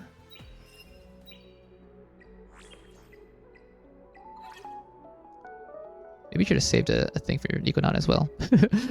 But I assume you can just easily clear Niconana with random stuff. I don't know about easily. Alright, and I'm gonna star the Kachi. Go over here, debuffer. Steal this. It's actually not guaranteed. Shoot, we don't have enough effect accuracy still. We have gaze though, so the second one is guaranteed. And then we stole something from the Fucho, so we gotta add that back. Some Swift Rush or something. Or just Wellspring, it's also okay. But yeah, just slap on random stuff here.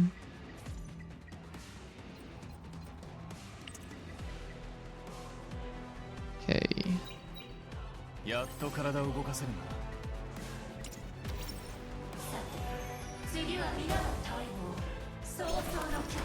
And we take so much damage, but let's see how much Fucho heals.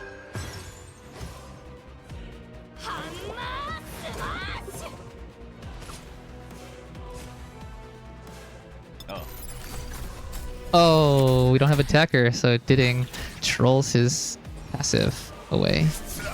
So Messiah going first might actually be better here. Or the speed tuning.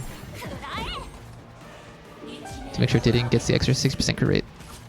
Or 90% crit damage. Yeah, just for that first hit though, right? Yeah, just for the first hit.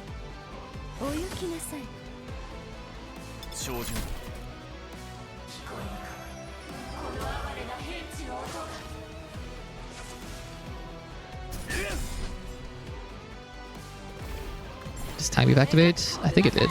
To get his immunity up again. So we don't get dots from that hit, at least.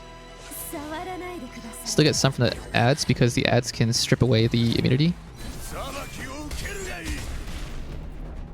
The damage is still lacking. I think the white bang would be significantly better for the Messiah here. Because single target boss. Ironically, it kind of worked out okay on the Terrormaton. Yeah, Diding is doing more damage than Messiah, it looks like. Now they have fully evolved, and we will promptly die. Oh, living that one turn with all those dots. Wow.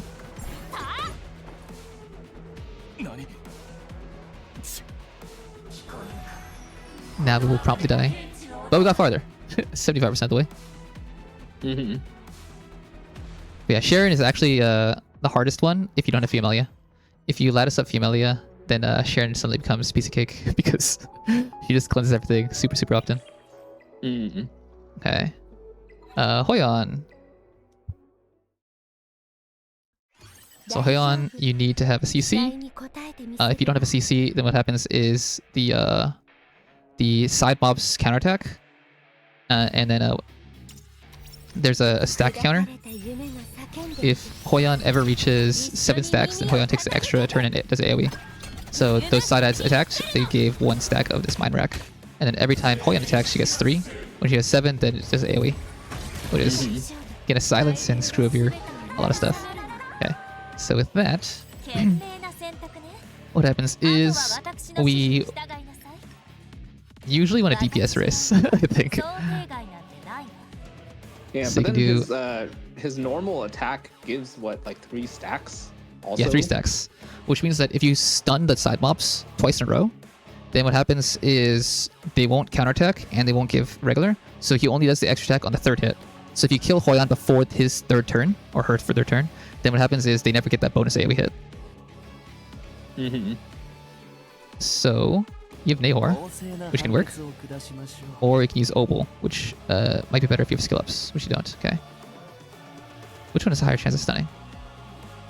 This is res down and then up to 70% at doubled. This is 40%, but it's times 3. Calculator, 0.6 to the power of 3. 0.6 times 0.6 times 0.6 divided by 1 minus this is 80%, 78%. Okay, so technically the Obel is slightly better. Also, we already have defense down, and Nahor has defense down, but Obel has dots. If you can land extra dots, then that is also quite nice. But both of those are going to be kind of RNG either way. Oh shoot. The chance is worse because there's 2 ads. You need to stun both. So it's like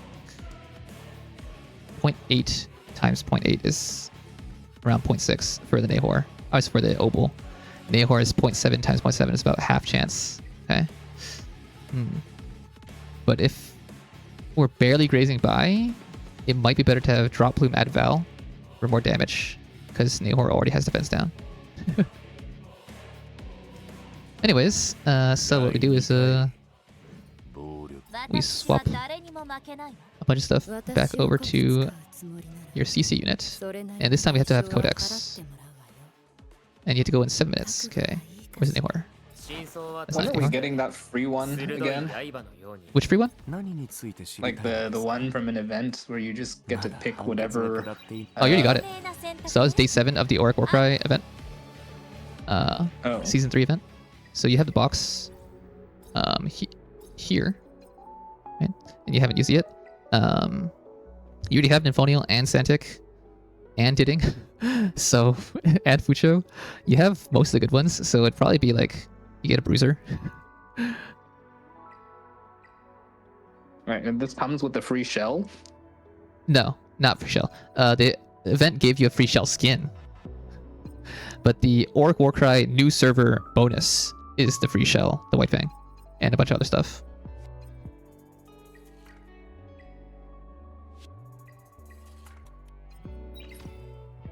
Huh. Oh, wait. So, so I don't get it? You do not get the free shell from Auric Warcry, but Shell Lab is coming up soon. So on the 25th, I think. I have that calendar up. Let me double check it. No, on the 19th. In 4 days, we start Shell Lab. And then with that, you can choose a shell to make as long as you can farm the shell already. Which you can't choose the level 100 ones, but you can choose everything else. Right? And for that, a double Swift Codex is probably the best. Swift Rush, Swift Smite, and Bulwark, or Swift Rush, Swift Smite, Bloodbath. Or alternatively, some other like PvP angles are like Jackal Guard or Amber are good PvP shells. It's like a Raymary shell, which is a Bramble, Bloodbath, Swift Smite is good.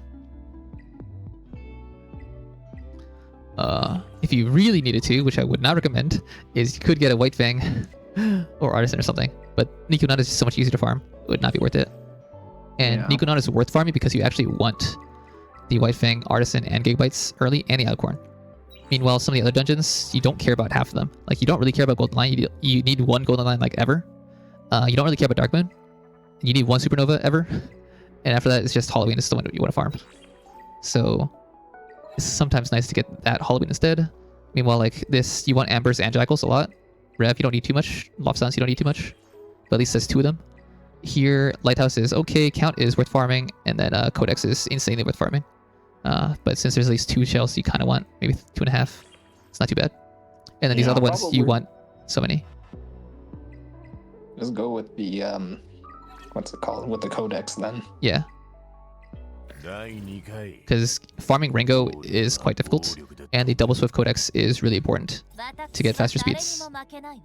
Okay, in any case, back to Nahor. Nahor. It's up here. I didn't start him up, that's why. So first up, we can kind of just steal something first. Steal this. That's too much effect accuracy, but it doesn't matter. Then we put on the codex that you have here.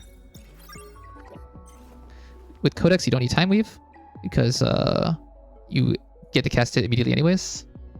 So time weave 6 is still nice, but the other one we can just swap to something else for. Actually, we don't need speed. For survivability. So could swap like one of these into a HP or something. But let's try it for now. And the awkward one is if you use Plume, you sometimes have to slow down your team because you need to stun the ads. You need to make sure you do not take the second CC turn before the ads go. So Nahor needs to go first out of everyone. And then what happens is Nahor needs to not go again before the side mobs go.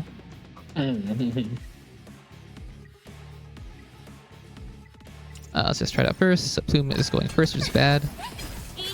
Can kind of still work sometimes if they don't counterattack, but it's just more RNG that you don't want to take.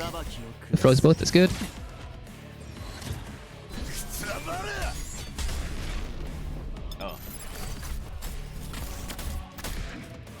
Hitting does so much more damage, wow.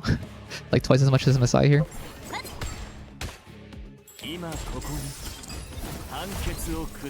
So we went too early? No, never mind. They both went? Okay, we're good.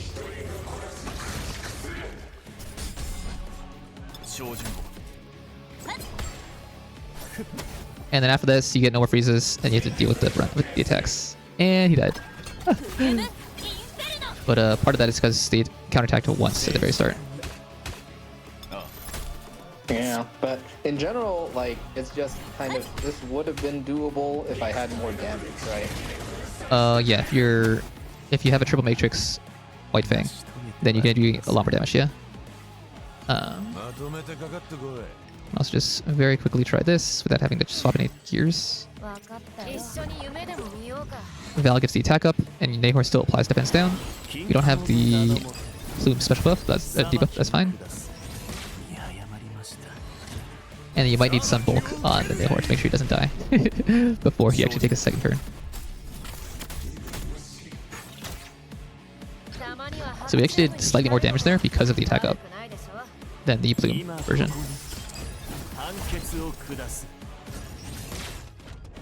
Nice, hit the invincibility, okay. And then he didn't take the extra turn because he didn't have, or she didn't have the 7 stacks yet. Now they take the bonus turn. And then counterattack kills him. Oh, the Val couldn't put the invincibility up. Oh, come on, Diding. Do you have S3? Nope, he died. Did he have S3? He did! He had the S3. It was doable. So there was if they killed Nahor first. There's a chance, actually. That's very, so okay, there's a slight chance that you can clear it by doing auto. Yeah. And manual's not going to change anything here. I would do the exact same choices as the auto. Okay.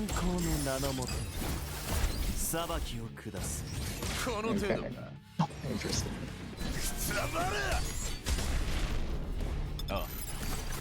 Oh, there's no shield because Valerian's already hit. Oh man. Yeah, so it depends on who Hoyan hits because you guys are dying from lack of HP. Oh my gosh. So we didn't get any attack up because we got mega trolled here. Oh, because they hit the Valerian? Because they hit someone who got one-shotted. And so Valerian wasn't in Hazy Dream when the DPS took their turn. So what you're saying is there are multiple levels of RNG that need to go exactly my way for me to clear this. Yes, including the stuns. Yeah. But if you have Lily, then Diding is going to be doing a lot more damage than Messiah. I think with this comp, with just switching out Lily instead, would win. Uh-huh. If you had Lily. Haha. Yeah. There's This a chance like for we find her. how crucial this one having this one character is. Yep. Lily is broken. So we didn't get the attack up again. And then we probably need to make sure Nehor has more HP so he doesn't die as well if he gets targeted. I don't even know who we want to have Hoyan target right now. Oh wait! Duh. So Messiah takes bonus damage because it's Inferno. We're taking 3x damage. Yeah. So Lily would definitely be better because of just that. I'm surprised we're doing so well with Messiah anyways. Actually kind of cracked. So the Deeding got hit by the Hoyan But- this time. Yeah. And then he healed up anyways because we're using Onslaught or something? I don't even know. Yeah, we're using Onslaught Kenai, so he healed up anyways, which is kind of broken. But yeah, if he doesn't hit Messiah, meaning they don't die in one shot, Messiah somehow lives the triple damage AoE. And we still get the attack buff here.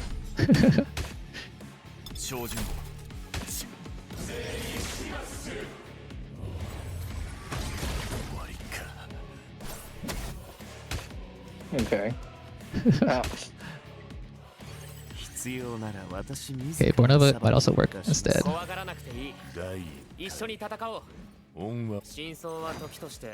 Okay, you're just transferring all the Messiah stuff Yeah. over to the Although Bornova. the Revelation's not going to be as good, but you don't have the other white thing just yet.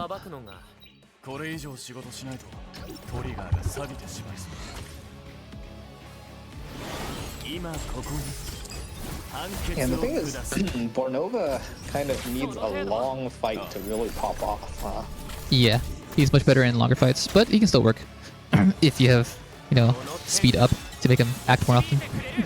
The lack of speed up is hurting. Oh, he took so much damage still. Dang. I guess Messiah vulnerability is actually kind of broken.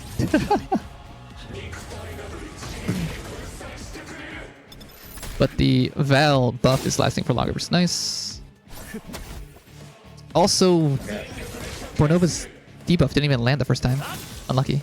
Or that time. Unlucky. And then Val's Gigabyte didn't activate at the right time to get the vulnerability. Didn't matter. They all died. Okay. Overall, is less damage than with the Messiah. Yeah, probably. I think the Messiah was more damage. And about equal RNG anyways. Just because we have suboptimal stuff on our guys here. And the momentum isn't that good. The Kenai would be better because we don't have enough debuffs. Also, Didding needs to land vulnerability there for the extra damage. If you don't land vulnerable, we won't have enough damage either.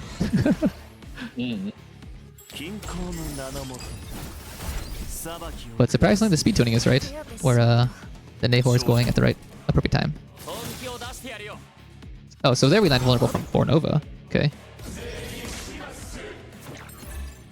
And then... Oh, extra turn, dang it. Val still couldn't do her thing.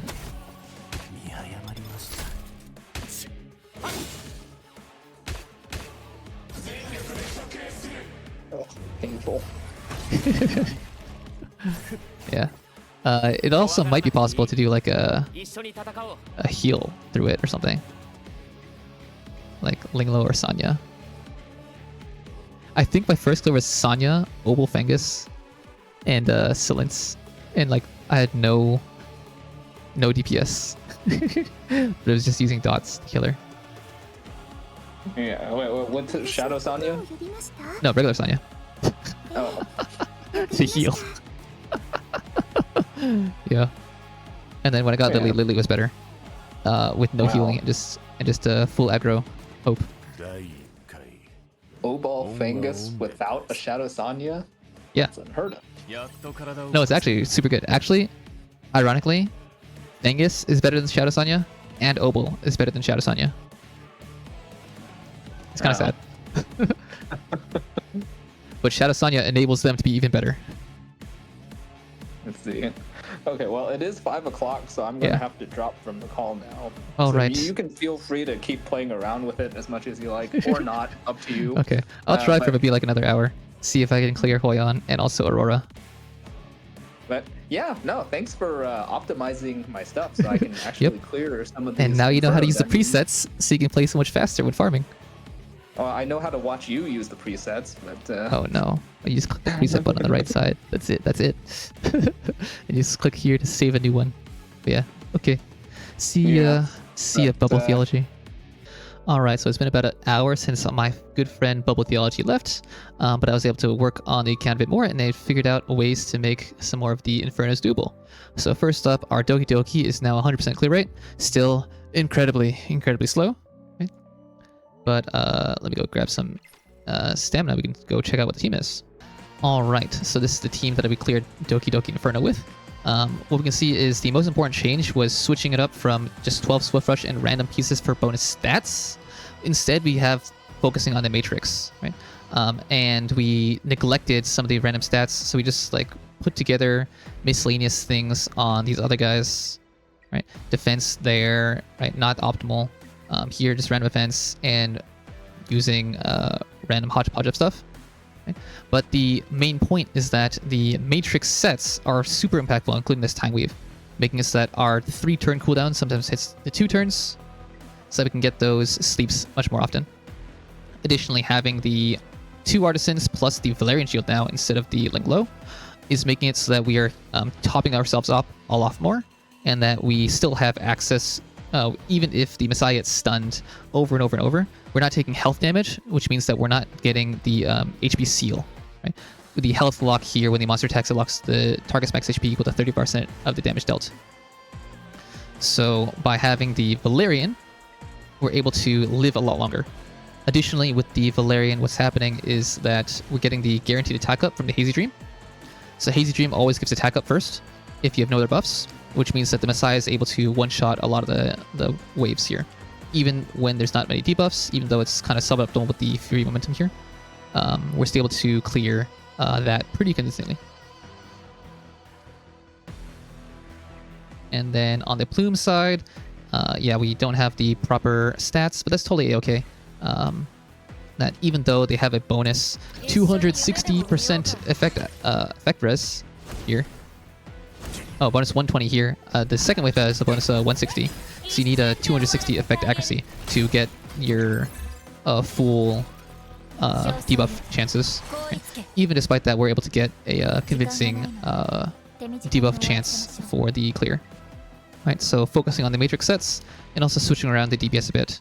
Right, taking out Didding if you had that before, and just focusing on having some proper supporting capabilities, and the Valerian for damage amp instead of the Freya. Alright, so that is the Dokidoki finished. And it looks like it's 100% clear rate, but just very, very slow. Now on the meanwhile, we had the Terrormaton up clear when he was still here. And for this team comp, what we can see is we have the double DPS and Valerian, again for the attack buff, and the Plume for the Curse Quill debuff for more damage, and the Strip. Right, Plume's obviously really, really good in Terrormaton. The Freya is here for another extra 12% attack buff with the Nightmare, and so we had to make sure we had some effect accuracy there. And this is not 100%, but it is good enough for now. Right? Since the Messiah is faster than Didding just by a tad, what happens is that we are hitting the arm first, since Messiah is going to cleave everything, and then the Didding is going to target the lower HP target with the passive. Then what happens is, instead of trying to bum rush the main body, we're just going for the arm. And this is not 100% clear, but it is good enough, maybe about like 60-70%. And again, focusing on making sure we have that Time Weave here. Right? The Time Weave on the Plume here is very important because of the right arm giving the immunity. If there's immunity, then we're not able to get as much the vulnerability, and also the momentum is much less valuable. Right? So having the more strips and more defense down, right, means that we are able to get a lot more debuffs to get the momentum value. Alright, next up we have the Aurora. And so Aurora, what's happening is that previously he had this kind of hodgepodge team. He was using the Viper. He was using the, I think, Didding, but not the Messiah, or vice versa.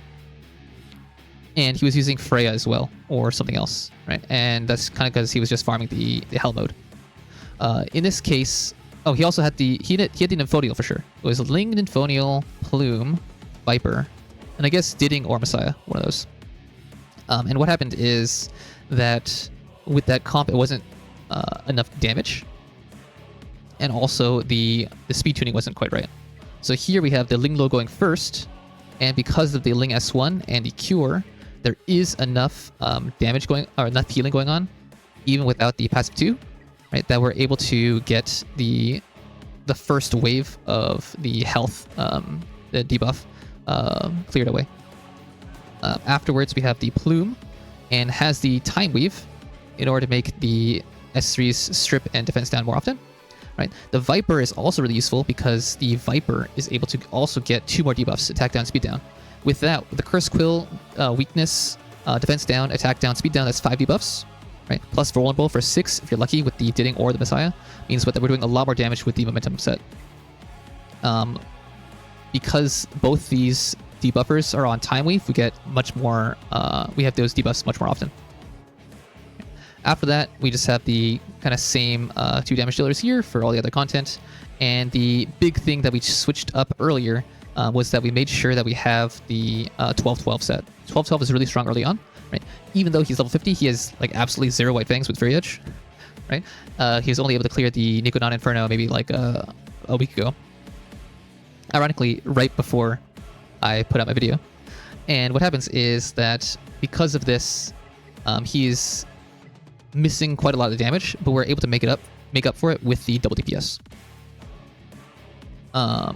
See, because the sets are no longer broken, we have a lot more value out of these Momentum Onslaught. Earlier, I think he had Momentum 6, Kenai 6, or something like that. But having the 12-12 is just going to be significantly more damage because of the Momentum debuff. Likewise here, switching to Momentum 12, Fury 8, instead of random stuff because of better stats. Now we are over critting, right? But it doesn't really matter because we have the damage made up for from the double DPS. We have the Fury Edge attack percent module, but since we don't have any Fury Edge shells, there's no point of using it just yet. Yeah, so we're able to do Aurora Inferno, also relatively slow, but 100% clear rate. Right, so that's 2-star. And then meanwhile, on the shell dungeons here, Sharon was not quite doable. We tried using the Kachi the Goat and also the Familia and Fucho. It was pretty close. We got to like 40-30% HP left. But I think the easiest way to clear later on is just going to have the Familia Purify All, right? Having a Halloween Swift Rush Time Weave on this as well as having the extra turn trigger more often. Right? With that, the Sharon is going to be a piece of cake. If you don't have Familia, Fucho and Kachi are also both really good because you really want the immunity. With immunity, then you don't get the debuff on you at all, and then the ads won't upgrade. And then Fucho, because of her Moonlit Veil, every time you take hits from the small ads that are applying the debuffs, you're going to get some more turn meter and healing. So that's going to be a lot more survivability there. Now, for Fucho in PvE, what happens is you don't actually want the Supernova. The better choice is going to be the Fortissimo. So the Fortissimo with a, let's see, Time Weave and like Swift Rush probably. Does Fortissimo have Swift Rush? Yeah, okay. So Time Weave Swift Rush would be really good as a Fortissimo here. Because the Fortissimo is going to bank that healing for later when you need it at the very end. Because early on you're healing so much extra, at the end you need that healing boost. Burst. Okay. Meanwhile, for the Hoyan, what we have here is we're using Nahor since he had it built. The Nahor, because of the res down, is just a tiny bit more reliable than the Obel, who is 1-1-1. The Obel would actually have done more damage with this current setup, but fortunately we didn't need it with the Valerian just barely eking out survivability. This is not 100% win rate because it really depends on Didding not dying. And additionally, the Hoyan has to not target the same person too many times in a row, otherwise we lose the Hazy Dream too early. Losing the Hazy Dream means that we lose the attack buff on Didding. Additionally, we also need the vulnerable debuff from Didding's S1 early enough to get enough extra damage. But despite that, at least we're able to get a first clear here, which means we can start farming some better Jackal guards and what else? Jack guards and Revelations. Right. So there we go. We are able to clear, what is that? 1, 2, 3 more Infernos, and also make several of them 100% win rate. So the Aurora and Dokidoki are very, very safe. Like tons of HP remaining. The Hoyan is not so safe. And the Terrormaton is also kind of iffy. But we got 3 more Infernos with basically all the same modules he already had. Just deciding, leveling up this module to get whatever extra bonus. And these shells are also like kind of terrible. Onslaught momentum is quite middling, right? You'd rather have some other buffs. Likewise, the Fury momentum here could be something more. And also the shell passives are quite bad. Like this is worse than the blue overclocking. And then actually this white thing is pretty decent overall. Okay, but we didn't make any new shells. We just used whatever shells he had. So Supernova Codex, White Fangs, some Gigabytes, and very critically these Artisans to help shield. I think for one of the dungeons we used like 3 of them, but definitely a lot of times we're using 2. Didn't end up using Jackal because we didn't have any Swift 3 time 3s. But if he had one, it would be a suitable change as well. Right. So with just that, we're able to make it work, even with very suboptimal shells. Well, actually kind of decent shells with the Swift 3 time 3 here. But the other ones, this one is not actually using it for Time Weave. Yeah, so we have 2 good shells, and then the White Fangs are middling, and a Codex with just literally anything. Any Codex works, actually. You don't even need to have a Swift Rush, because you can just hard force it. If we go back to the set here, right? I'm using an extra Swift Rush module just because it has the effect accuracy, or the HP, and Time Weave 6. So you really don't need anything here. You can get Swift Rush and Swift Rush 12's Time Weave 6 for the proper amount of stats with literally no shell matrix. So yeah, with that, we have just in time for the 2x, right before it ends, we have gotten all the Inferno modules done and set up BubbleTheology's account to clear out the shell dungeons more easily later on. Alright, so hopefully this is helpful for you if you have trouble working out, especially if you are lacking some of the key units, such as here we are lacking Yeli, Lily, and Liam, right? So even without those key units, we're able to still clear quite a bit of the content. So yeah, I hope this video helps you. If it does, go ahead and leave a like, comment, and subscribe. And I'll catch you guys in the next video. Peace.